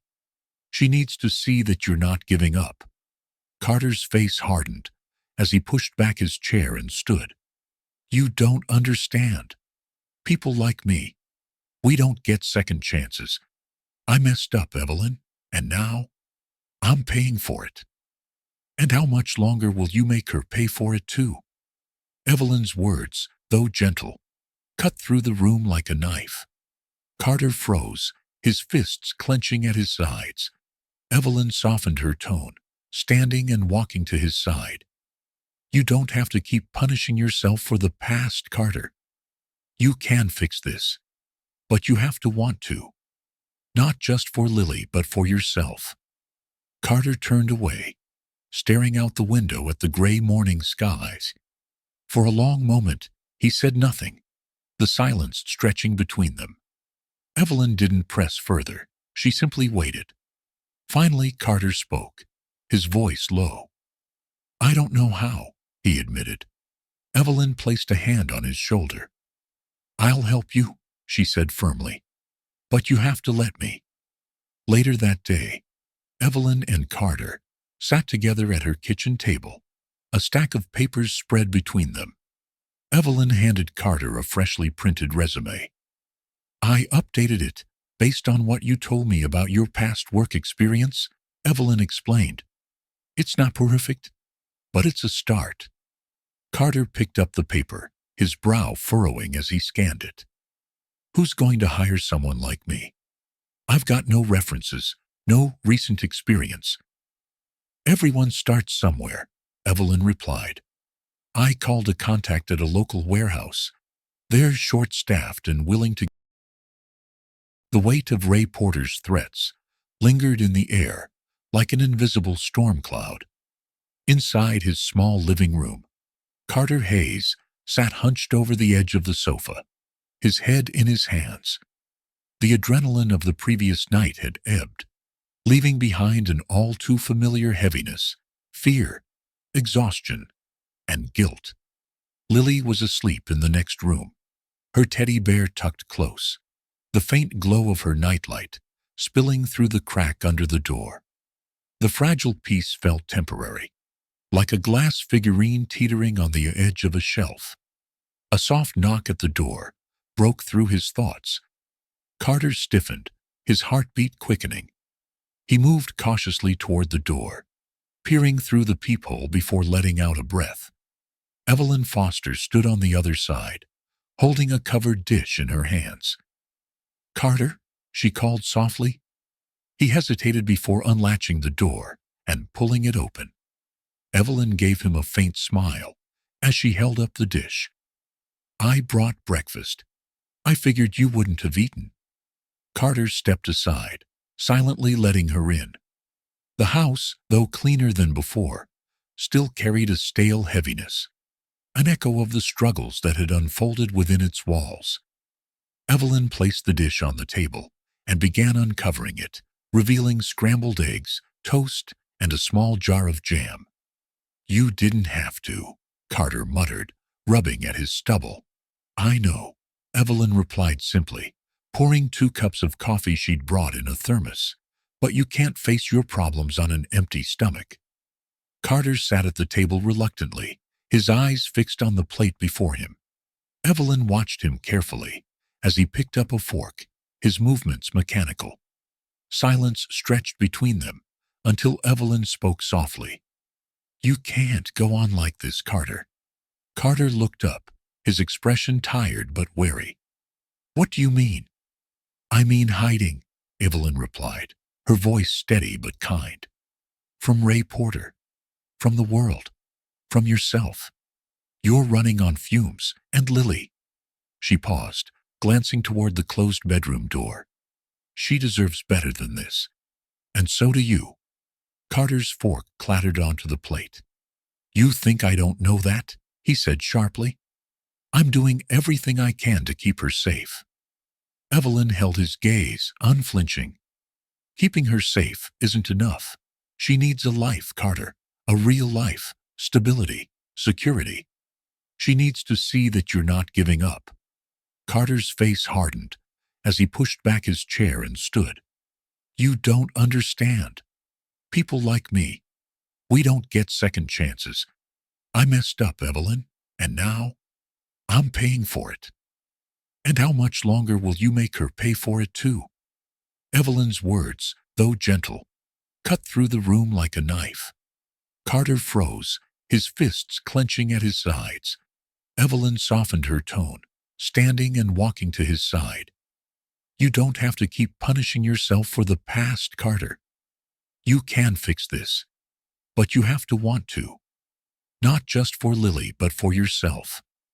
Carter turned away, staring out the window at the gray morning skies. For a long moment, he said nothing, the silence stretching between them. Evelyn didn't press further. She simply waited. Finally, Carter spoke, his voice low. I don't know how, he admitted. Evelyn placed a hand on his shoulder. I'll help you, she said firmly. But you have to let me. Later that day, Evelyn and Carter sat together at her kitchen table, a stack of papers spread between them. Evelyn handed Carter a freshly printed resume. I updated it based on what you told me about your past work experience, Evelyn explained. It's not perfect, but it's a start. Carter picked up the paper, his brow furrowing as he scanned it. Who's going to hire someone like me? I've got no references, no recent experience. Everyone starts somewhere, Evelyn replied. I called a contact at a local warehouse. They're short-staffed and willing to. The chill of autumn swept through Portland as yellow and orange leaves tumbled across the streets. The neighborhood, once eerily quiet to Evelyn's watchful eye, was now an environment of tentative renewal. For Carter Hayes and Lily, their modest home, though still worn, carried a newfound warmth, visible in the small but meaningful changes: cleaner counters, colorful children's drawings taped to the refrigerator, and the faint smell of home-cooked meals lingering in the air. But the real transformation was in Lily herself. It was a brisk Monday morning when Evelyn arrived at the Hayes house, her arms carrying a small, brightly colored backpack she had purchased for Lily. The bag was simple, with a cheerful daisy print and a little zipper pocket for treasures. Lily sat at the small kitchen table, quietly drawing with a crayon clutched in her hand. She looked up as Evelyn walked in, her wide eyes flickering between the bag and Carter, who stood awkwardly by the door. You're going to school today, Carter said, his voice careful, as if afraid to say too much. Lily's grip on her crayon tightened. Do I have to? She whispered, her voice barely audible. Evelyn knelt beside her, setting the bag gently on the table. It's a new beginning, sweetheart, she said softly. You're going to meet other kids your age, and you'll get to learn wonderful things. It'll be fun, I promise. Lily looked unconvinced, her gaze fixed on her half-finished drawing of a house. Carter ran a hand through his hair, clearly struggling to find the right words. You can take Mr. Bear, he said after a moment, gesturing to Lily's worn-out teddy bear. He'll keep you company. Lily glanced at the bear, then at Carter. But what if they laugh at me? Evelyn's heart ached at the vulnerability in her voice. They won't, she reassured her. And if they do, you remember this. You're stronger than you know. And you have two people who love you very much, waiting for you at home. After a few long seconds, Lily nodded faintly. She picked up her teddy bear and slid it into the new backpack. When Carter took her small hand to lead her out the door, Evelyn noticed the faintest flicker of trust in Lily's eyes. Carter walked Lily into the elementary school, feeling more out of place than ever. Parents with clean-pressed clothes and cheerful chatter surrounded them, while Lily clung to his hand, her small frame seeming even smaller under the weight of her fears. The principal, Mrs. Conway, greeted them at the entrance. "Welcome, Lily," she said kindly, kneeling to Lily's level. "We're so glad to have you here." Lily gave a small nod, her fingers still tightly gripping Carter's hand. Carter knelt beside her and whispered, "It's just for a few hours. I'll be back before you know it." Lily swallowed hard, her eyes darting to the bustling kids around her. "Promise?" "I promise," Carter said, his voice steady despite the lump in his throat. "You're going to do great, kiddo." With a final squeeze of her hand, he let go. Lily hesitated, clutching her teddy bear through the fabric of her bag, before finally following Mrs. Conway inside. Carter stood in the parking lot for a long while, staring at the school entrance as though willing himself to stay.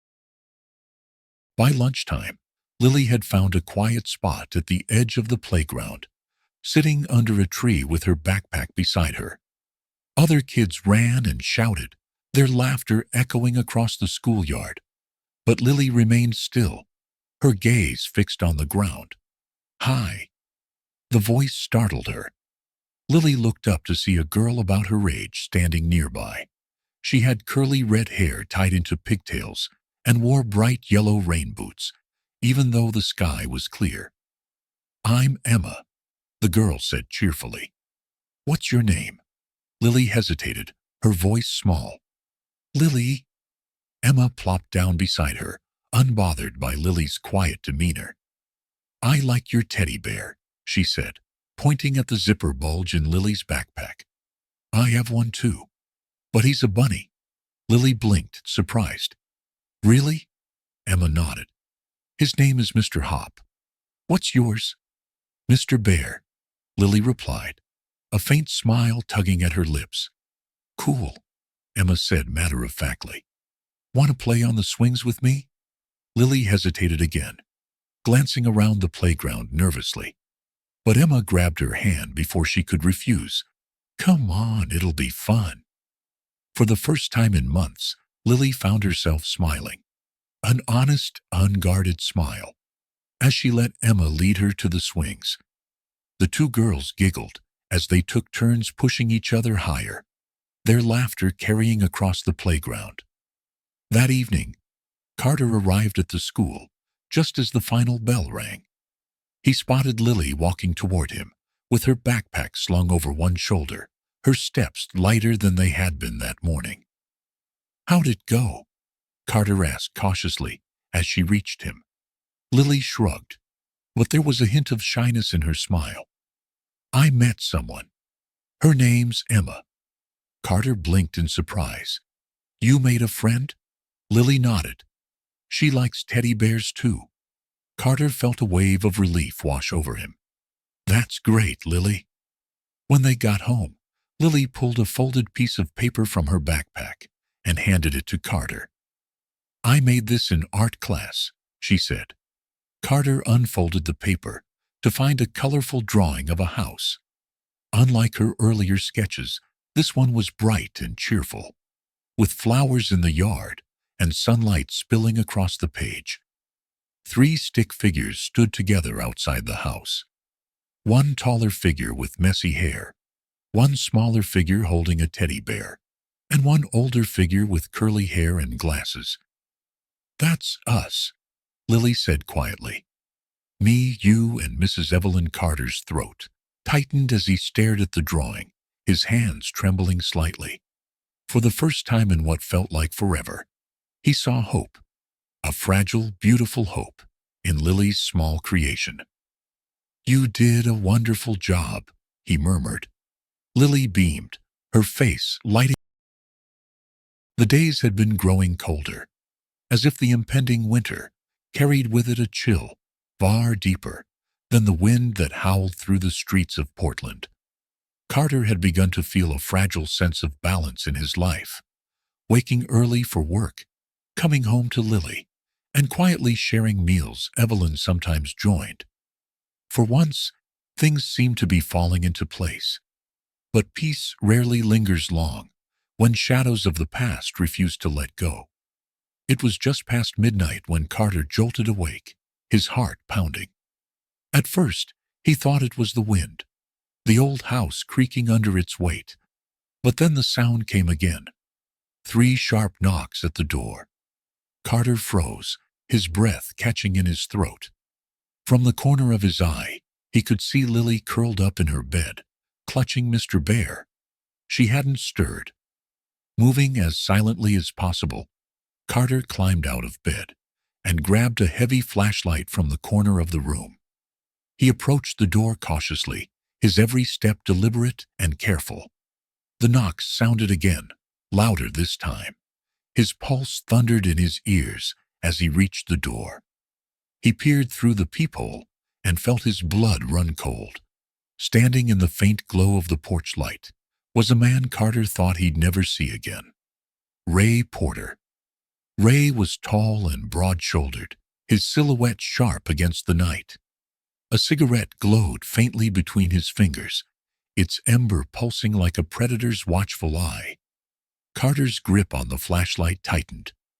"Carter," Ray's deep voice rumbled from the other side of the door. "I know you're in there." Carter's mind raced. How had Ray found him? He had taken every precaution, moved cities, stayed low. Yet here the man was, an ominous ghost from a life he wanted to bury. "Come on, buddy. Open up," Ray continued, his voice dangerously calm. "We've got unfinished business." Carter stayed silent, his back pressed to the door, as though sheer force of will could keep it shut. Ray's tone shifted, growing sharper. "I don't like being ignored, Carter." When no response came, Ray pounded his fist against the wood with a thud that seemed to reverberate through the house. "You've got until tomorrow to make this right," Ray barked. "You know what happens if you don't?" After a long pause, Carter heard Ray mutter a curse under his breath. Then his heavy footsteps retreated. Carter stood frozen until the sound of Ray's car starting and rumbling away faded into the distance. For a long time, he didn't move. The weight of fear settled over him like a suffocating blanket. Lily's small, sleepy voice broke the silence. "Uncle Carter," she whispered, peeking out from her room. "What was that?" Carter turned to her, forcing a small, unconvincing smile. "Just the wind, kiddo," he said quietly. "Go back to sleep." But as he tucked her in again, his own mind screamed what he dared not say aloud. "He's found us." The next morning, Evelyn stopped by with a bag of groceries. Carter greeted her at the door, his face pale and weary. "You look awful," Evelyn said bluntly, stepping inside and setting the bag on the counter. "Did you sleep in it all?" "I'm fine," Carter replied tersely, avoiding her gaze as he poured himself a cup of black coffee. Evelyn narrowed her eyes. "No, you're not," she countered, her tone softening. "Talk to me, Carter. What's going on?" "It's nothing," he muttered, but his hands shook slightly as he lifted. Evelyn watched him carefully, reading the tension in his hunched shoulders and the dark circles under his eyes. "Carter," she said gently, "you can trust me." He didn't answer right away. Instead, he stared out the window, his jaw tight. Finally, he sighed, his voice low. "Someone from my past. He showed up last night." Evelyn's brow furrowed. "Who?" "Ray Porter," Carter said bitterly. "A debt collector. He's not the kind that just sends letters. He means business." Evelyn's heart skipped a beat. "Did he threaten you?" Carter nodded grimly. "He'll come back. He always does." Evelyn considered this for a long moment before speaking. "You need to call the police." Carter shook his head sharply. Number. That'll make things worse. Worse? Evelyn's voice rose. He showed up at your house in the middle of the night, Carter. What happens when he comes back? What happens if Lily? Don't, Carter snapped, his voice laced with panic. I won't let anything happen to her. I'll figure it out. Evelyn exhaled, softening. You can't do this alone. But Carter turned away, his shoulders stiff. I've always done it alone. True to his word, Ray came back the next evening. This time, he didn't bother knocking. Carter was helping Lily with her homework when the front door burst open with a violent crash. Lily screamed as Ray stepped inside, his looming figure filling the doorway. Evening, Carter, Ray growled, his voice dripping with menace. We need to talk. Get out of my house, Carter said, his voice firm, even as his hands shook. He placed himself between Ray and Lily. Ray sneered. Still playing hero, huh? You've got a week, Carter. I want every last penny you owe me. If you think hiding behind this sad little life will save you, you're wrong. Lily whimpered behind Carter, clutching Mr. Bear, as tears streaked her face. Ray's gaze flickered to her, and an unsettling smile curved his lips. Shame, he said darkly. She's such a sweet kid. That was the final straw. Carter lunged at Ray, shoving him backward. Get out, he roared, his voice cracking with fury. Ray stumbled, but regained his footing, his expression twisting with rage. You'll regret that, Hayes, he spat. Then, without another word, he stormed out, slamming the door behind him. The house fell into silence, save for Lily's quiet sobs. Carter dropped to his knees beside her, his hands shaking, as he pulled her into a tight embrace. I'm so sorry, he whispered hoarsely. I won't let him hurt you. I promise. The next morning, Evelyn found Carter pacing the living room, his face etched with desperation. When he told her what had happened, she didn't hesitate. That's it, Evelyn said firmly. I'm calling the police. Carter started to protest, but Evelyn cut him off. No, Carter. This man broke into your home and threatened Lily. Enough is enough. Within the hour, officers arrived, and Evelyn made sure to provide a clear account of everything she knew. Carter, reluctant but resigned, added what he could. When the police left, Evelyn turned to Carter. You don't have to fight this battle alone anymore. Carter stared at her, his walls crumbling just a little. I'm scared, Evelyn, he admitted quietly. What if I can't protect her? You will, Evelyn said, her voice steady. Because you're not giving up. The wind carried the bite of winter through Portland, shaking the bare branches and rattling the old window panes of Evelyn's modest home. As she stirred her morning tea, Evelyn couldn't ignore the weight in her chest. The events of the past few days lingered like a storm cloud. Ray's intrusion, Lily's frightened sobs, and Carter's crumbling composure. She knew what it meant to stand at a crossroads, either to remain silent and hope the problem disappeared, or to take action now and risk everything.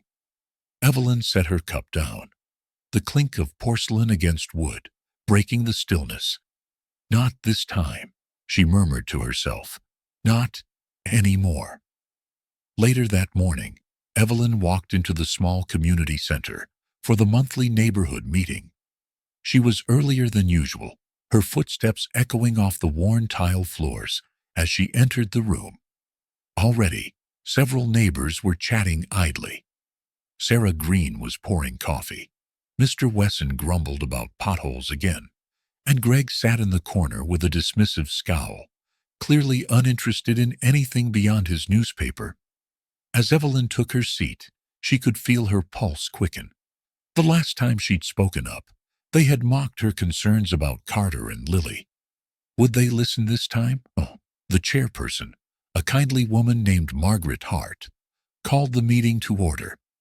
As usual, The discussion began with mundane issues: street repairs, holiday decorations, and noise complaints. When Margaret asked, "Is there any other business?" Evelyn stood. Silence fell across the room as heads turned toward her. "Go on, Evelyn," Margaret prompted gently. Evelyn gripped the edge of her purse, summoning the strength she'd gathered over sleepless nights.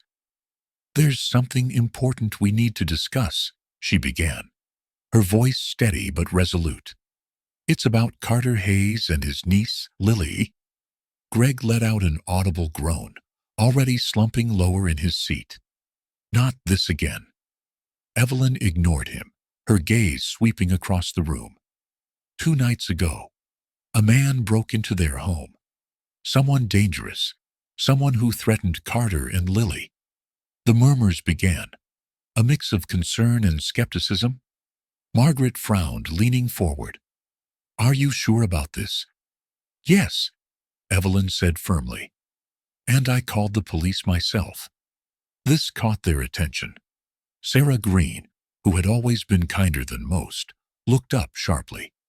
"What did the police say?" "They're investigating," Evelyn replied. "But Carter needs help, not judgment. He's doing everything he can to protect that little girl. But he can't do it alone." Greg snorted. "And why should we believe that? For all we know, this guy brought trouble on himself." Evelyn turned to him, her eyes fierce. "And what if he didn't? What if he's just a man trying to start over? Does that child deserve to suffer because you'd rather look the other way?" The room fell silent. For the first time in years, Evelyn's voice didn't tremble under scrutiny.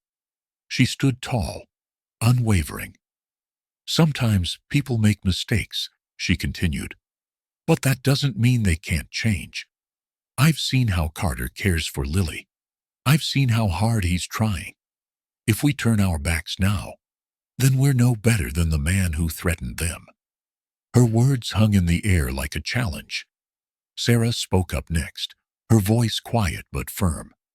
"She's right. I've seen that little girl too. She doesn't smile much, but when she does, it's like she's finally starting to feel safe. We can't take that away from her." Others began murmuring in agreement, nodding slowly. Even Greg looked uncomfortable, though he refused to say anything. Evelyn stepped forward one last time. "We can help them. We can be the kind of neighbors this community is supposed to stand for." Margaret nodded, her expression softening. "Thank you, Evelyn. You're right. Let's come together and..." For the first time in a long while, Evelyn felt the room shift, not in rejection, but in understanding. The next day, Evelyn stood on Carter's porch, with a small group of neighbors behind her. Sarah Green carried bags of groceries, Mr. Wesson held a toolbox, and Margaret had brought Lily a bright red winter coat, wrapped in clear plastic. Carter opened the door, his expression wary.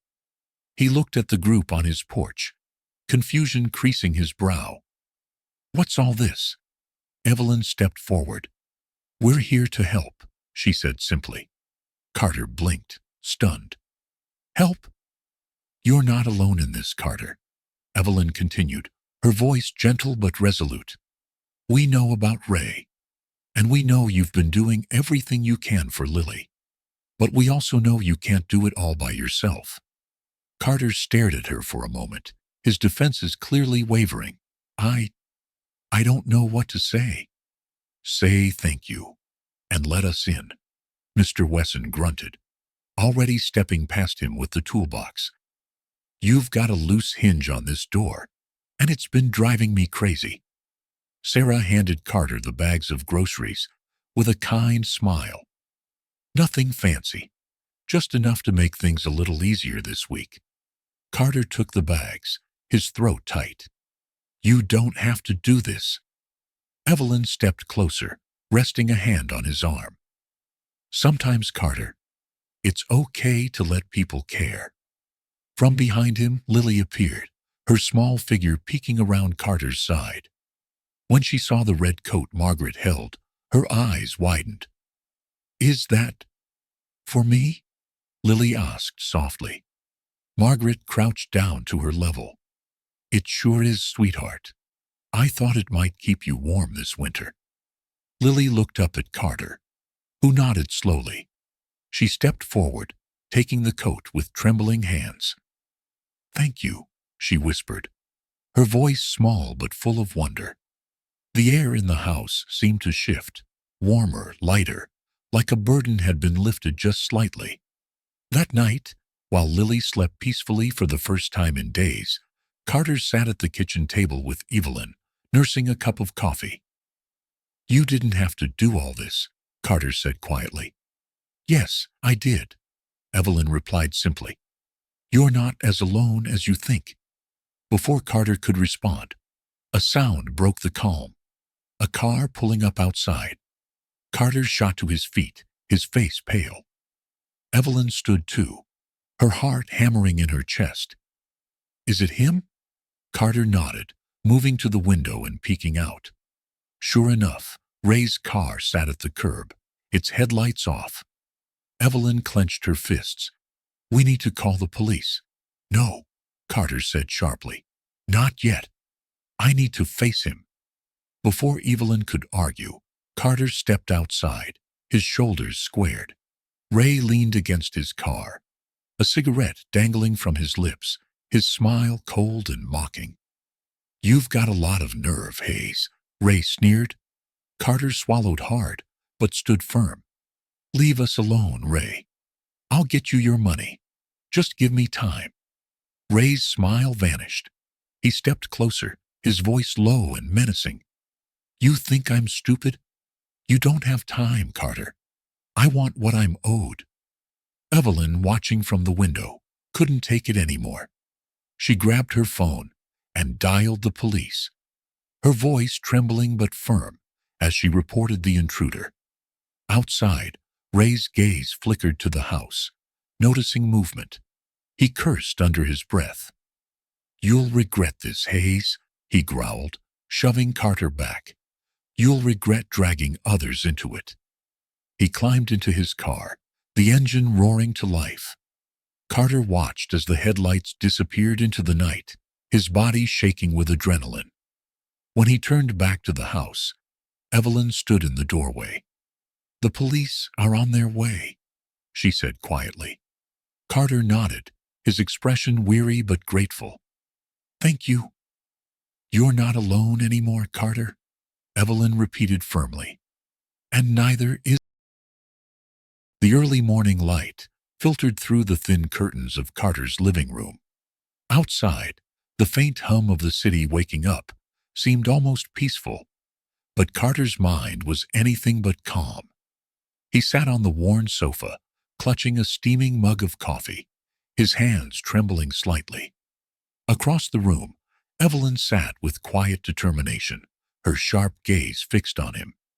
"You need to take the first step, Carter," she said, breaking the silence. "I know," Carter murmured, his voice heavy. He stared down into his mug, as if searching for answers there. "But what if I fail again? What if I let Lily down?" Evelyn leaned forward, her voice gentle but firm. "The only way you fail, Carter, is by doing nothing. You've come this far. You can't give up now." Carter sighed deeply, running a hand through his disheveled hair. The events of the past week had pushed him to the edge.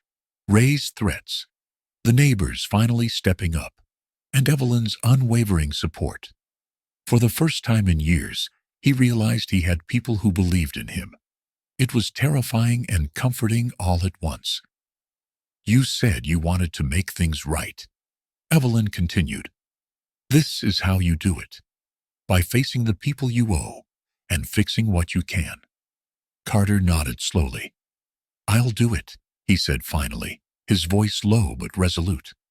"I'll face my debts. I'll make things right. For Lily." The following morning, Evelyn accompanied Carter to a small, modest office in downtown Portland. The sign on the door read, "Anderson and Associates, a small legal firm Evelyn had contacted through her church community. Inside, the lawyer, a stout, middle-aged man named Robert Anderson, greeted them with a professional yet warm smile. "Mr. Hayes, Mrs. Foster, please take a seat." Carter sat stiffly, his hands clenched on his lap. He'd spent years avoiding meetings like this, drowning in guilt and shame. Evelyn sat beside him, offering a reassuring nod. "I understand you're looking to address your debts and work toward a resolution," Robert said, flipping open a folder filled with papers. "We'll need to start by organizing everything: what you owe, who you owe it to, and how we can create a payment plan." Carter swallowed hard, his voice almost faltering. "It's a lot. I don't even know where to begin." Robert nodded sympathetically. "That's what we're here for. The key is to show that you're taking responsibility. Creditors won't be easy on you, but they'll listen if you prove you're willing to pay what you can."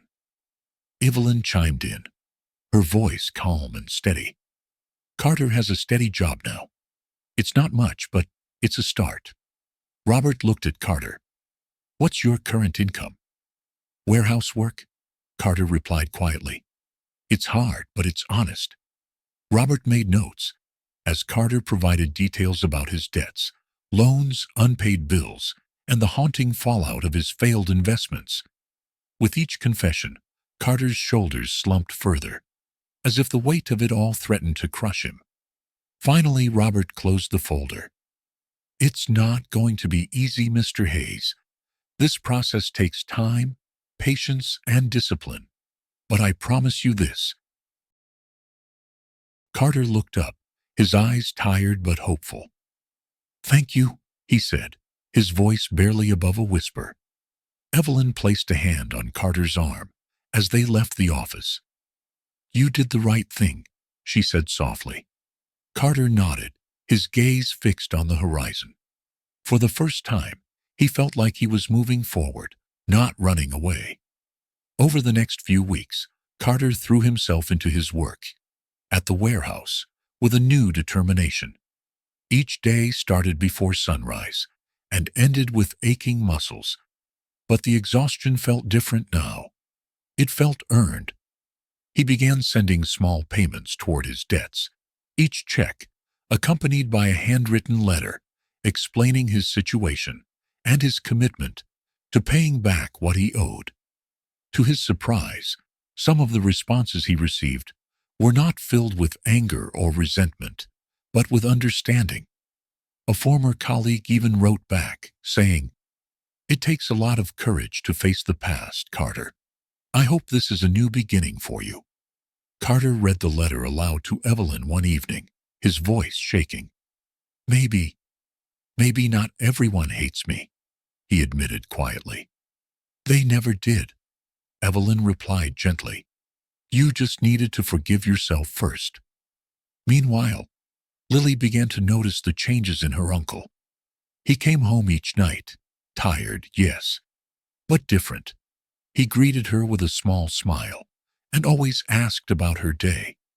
He no longer hid in the shadows or avoided her gaze. One evening, as Carter tucked Lily into bed, she looked up at him with wide, curious eyes. "Uncle Carter, are we going to be okay?" Carter froze for a moment, his heart squeezing in his chest. He sat on the edge of the bed, brushing a strand of hair from Lily's face. "Yes, Lily," he said softly. "We're going to be okay. I promise." "Do you mean it?"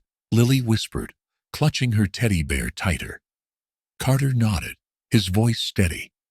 "I do. I'm not running anymore, Lily. I'm going to take care of us, no matter what." Lily smiled faintly, a flicker of trust growing in her eyes. "Okay, Uncle Carter. I believe you." Carter leaned down and kissed her forehead, his throat tight with emotion.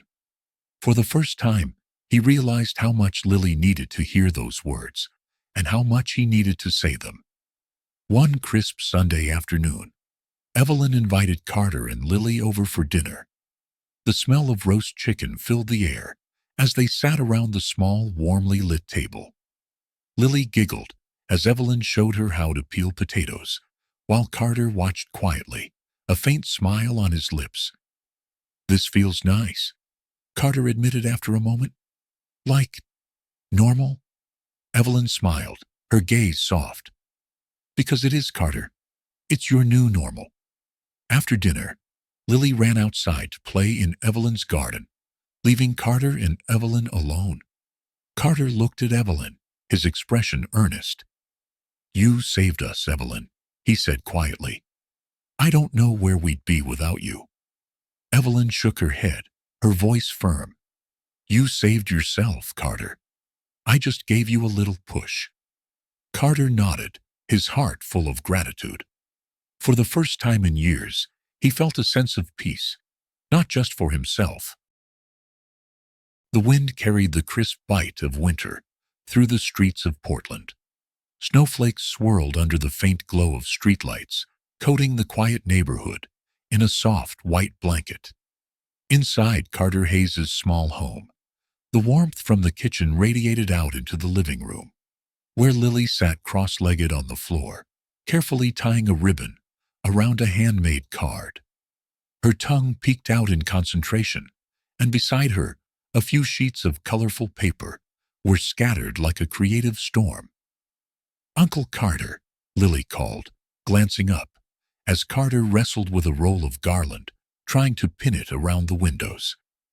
"Are you sure it's supposed to look like that?" Carter turned to face her, one end of the garland dangling awkwardly from his hand. "It's festive," he muttered defensively, though the lopsided decorations said otherwise. "People like festive, don't they?" Lily giggled, shaking her head. "It's okay, Uncle Carter. I think it's perfect." From the kitchen, Evelyn's cheerful voice chimed in. "Carter, stop fighting with the garland and come help me with the pie crust before it rebels."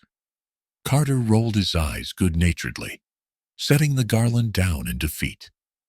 "You're the boss, Evelyn," he called back as he made his way to the kitchen, shaking snow from his hair as he entered. The kitchen buzzed with life. The aroma of freshly baked apple pie mingled with the savory smell of roast chicken, filling the small home with a sense of comfort and celebration. Evelyn stood at the counter, flour dusting the front of her sweater as she carefully kneaded dough. "You've got a knack for this, you know," Carter said, pulling a stool up beside her. 40 years of holiday dinners will do that to you," Evelyn replied, her eyes twinkling with amusement. "It's your turn to learn now. You can't rely on takeout forever." "I'm starting to think you're trying to make a chef out of me," Carter teased, grabbing a rolling pin. Evelyn smiled warmly. "It's not about the food, Carter. It's about the effort. Small things like this. They're what make a family feel like home." The evening stretched on, filled with quiet laughter and the soft hum of Christmas carols playing from an old radio. Lily had fallen asleep on the couch, her tiny form curled up beneath a thick knitted blanket. She clutched her worn teddy bear close, a peaceful smile on her face. Carter and Evelyn sat at the dining table, their voices low as they shared a cup of tea. The small, cozy room was bathed in the gentle glow of Christmas lights strung along the walls. "You've come a long way, Carter," Evelyn said, breaking the silence. Her voice was soft, but there was pride in it. Carter stared down into his cup, his expression thoughtful. "I couldn't have done it without you," he admitted. "You didn't give up on me, even when I'd already given up on myself." Evelyn shook her head. "No one gets through life alone, Carter. You had it in you all along. You just needed a reason to see it." Carter looked toward Lily, his gaze softening. "She's my reason," he said quietly. "Every time I see her smile, it reminds me why I have to keep going." Evelyn reached across the table, placing her hand gently over Carter's. You're doing right by her. That's all that matters. A faint rustle drew their attention. Lily stirred on the couch, her eyes fluttering open. She sat up, rubbing her eyes before spotting the two of them. "Uncle Carter?" she asked sleepily. "Right here, kiddo," Carter said, rising to his feet. "What's wrong?"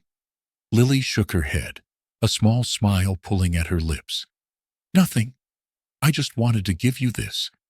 She reached for the handmade card she'd been working on earlier and held it out to him. To you, Merry Christmas, Uncle Carter." Carter took the card, his hands trembling slightly as he opened it. Inside was a drawing of a small, brightly lit house surrounded by snow. In the window, 3 figures stood together, Lily, Carter, and Evelyn, smiling, as a warm glow poured from inside. At the bottom, Lily had written in shaky, careful letters, "Thank you for being my family." Carter's throat tightened, and he swallowed hard to keep his emotions in check. This is perfect, Lily," he whispered, his voice cracking. Lily beamed. "Do you like it?" "I love it," Carter replied, kneeling in front of her. He pulled her into a gentle hug, holding her close. "Merry Christmas, Lily." Evelyn watched them with a soft smile, her heart swelling with quiet joy. For the first time in years, she felt as though she belonged to something real, something beautiful. On Christmas morning, the small home was alive with laughter and warmth. Snow fell softly outside, blanketing the neighborhood in white, while inside, the smell of pancakes and hot cocoa filled the air. Carter stood at the stove, flipping pancakes with exaggerated concentration, much to Lily's delight. "Uncle Carter, you're going to burn them," she teased, giggling. "Hey, give me some credit," Carter replied with mock offense. "I'm practically a gourmet chef now." Evelyn sat at the table, watching them with a fond expression. "It's a Christmas miracle," she said dryly, earning a laugh from Lily. They sat together for breakfast, the table laden with food that was simple yet filled with effort and care. It wasn't extravagant, but it was enough. It was perfect. Afterward, they exchanged small, thoughtful gifts. Evelyn gave Lily a brand new set of art supplies, her eyes lighting up as she hugged the box to her chest. "Thank you, Mrs. Evelyn," she exclaimed, her joy infectious. Carter handed Evelyn a small, carefully wrapped box. "It's not much, but—" he began hesitantly. Evelyn opened it to find a locket with a photo of her late husband inside. Tears sprang to her eyes as she looked up at Carter. "You didn't have to." "I wanted to," Carter said softly. "You've given us so much. It's the least I could do." Evelyn smiled through her tears. "Thank you, Carter. This means more than you know." Finally, Lily handed Evelyn a small drawing she'd made, a picture of the 3 of them, surrounded by stars. "We're a family now, right?" Lily asked shyly.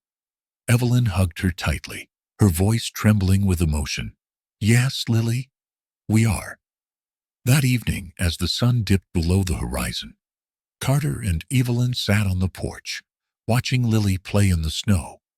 She ran back and forth, her laughter echoing through the quiet street as she built a snowman with enthusiastic determination. "She's happy," Evelyn said quietly, breaking the comfortable silence.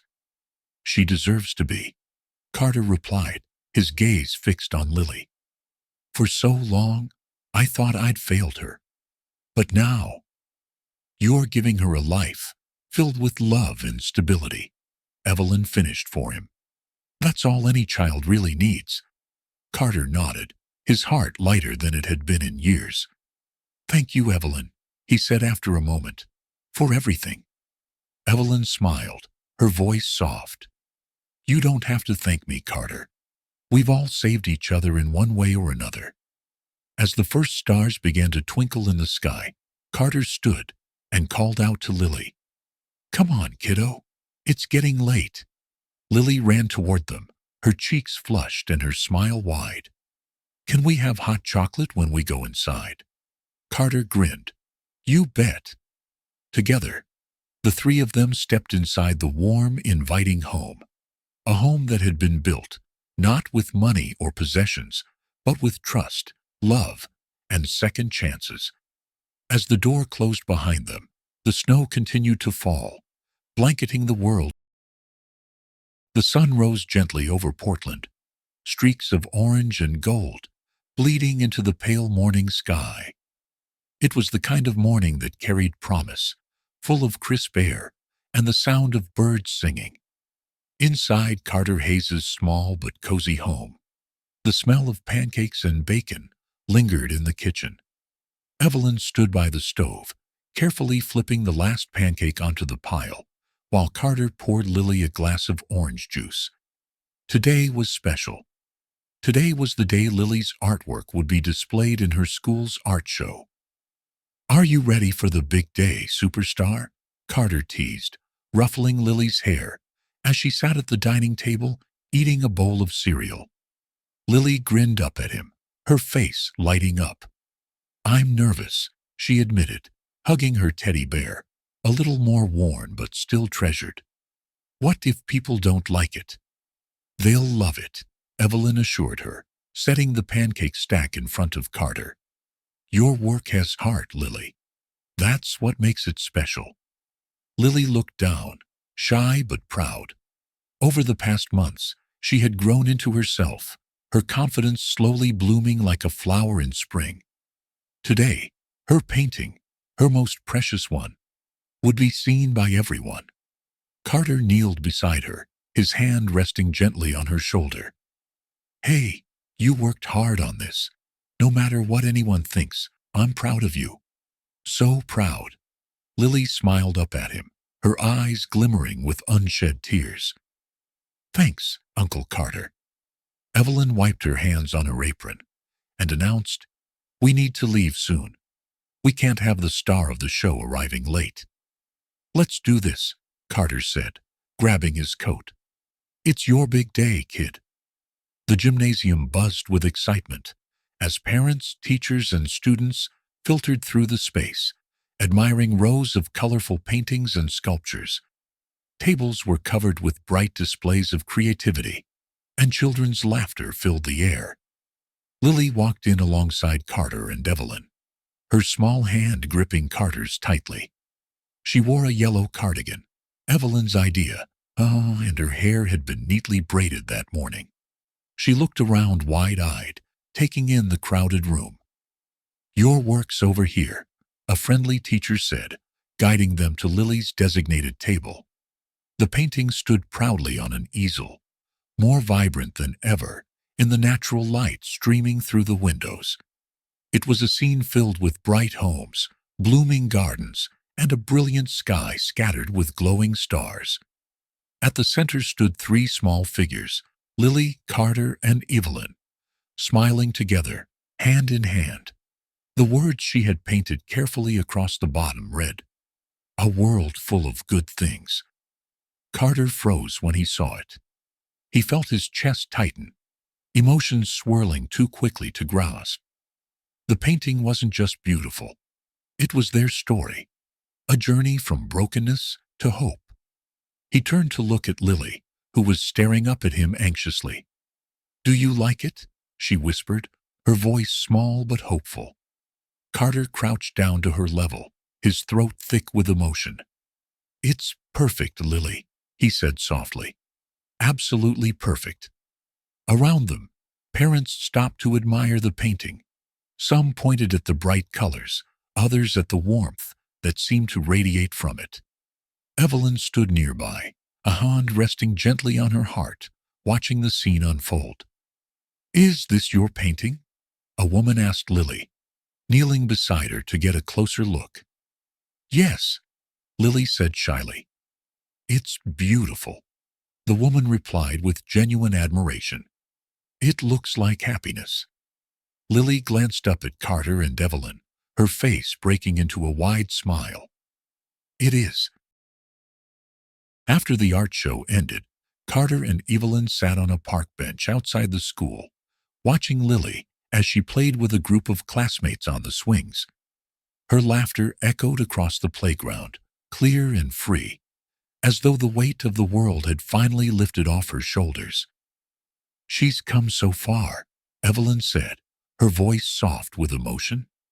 "She has," Carter replied, unable to take his eyes off Lily. "I didn't think I'd ever see her this happy." Evelyn looked at him closely. "And you? How do you feel?" Carter exhaled deeply, running a hand through his hair. "I feel relieved, like I can breathe again. For the first time in years, I don't feel like I'm running from something. I'm finally moving forward." Evelyn smiled. "You should be proud, Carter.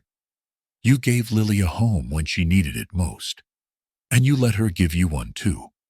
Carter nodded, his expression thoughtful. "I guess. I never thought I could deserve this. A second chance." "None of us are perfect," Evelyn said gently. "But that doesn't mean we don't deserve to start over.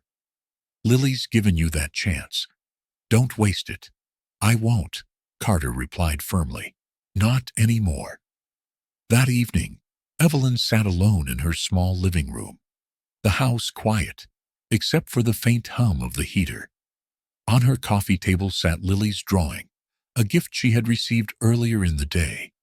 It was a picture of the three of them, standing together, surrounded by stars. Evelyn traced the lines with her fingertips, a tear slipping down her cheek. For so many years, her life had been defined by loneliness and loss. She had spent countless nights staring out of her window, wondering what purpose remained for someone like her. But now, as she looked at Lily's drawing, she felt a profound sense of peace.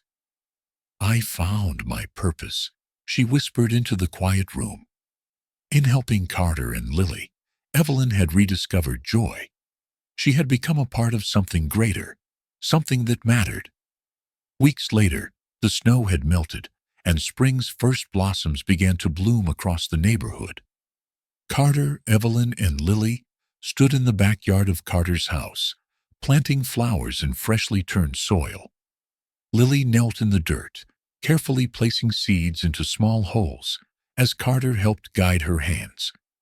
Evelyn watched with a smile, holding a watering can at the ready. "What kind of flowers are these?" Lily asked curiously. "Marigolds," Evelyn said. "They're bright and strong, just like you." Lily grinned up at her, dirt smudged across her cheeks. Carter sat back on his heels, wiping his hands on his jeans. "They'll make the house look nice," he said. Lily glanced up at him, her expression serious. "It's not just a house anymore, Uncle Carter. It's our home." Carter looked at her for a long moment, his eyes soft. "Yeah," he said quietly. "It is."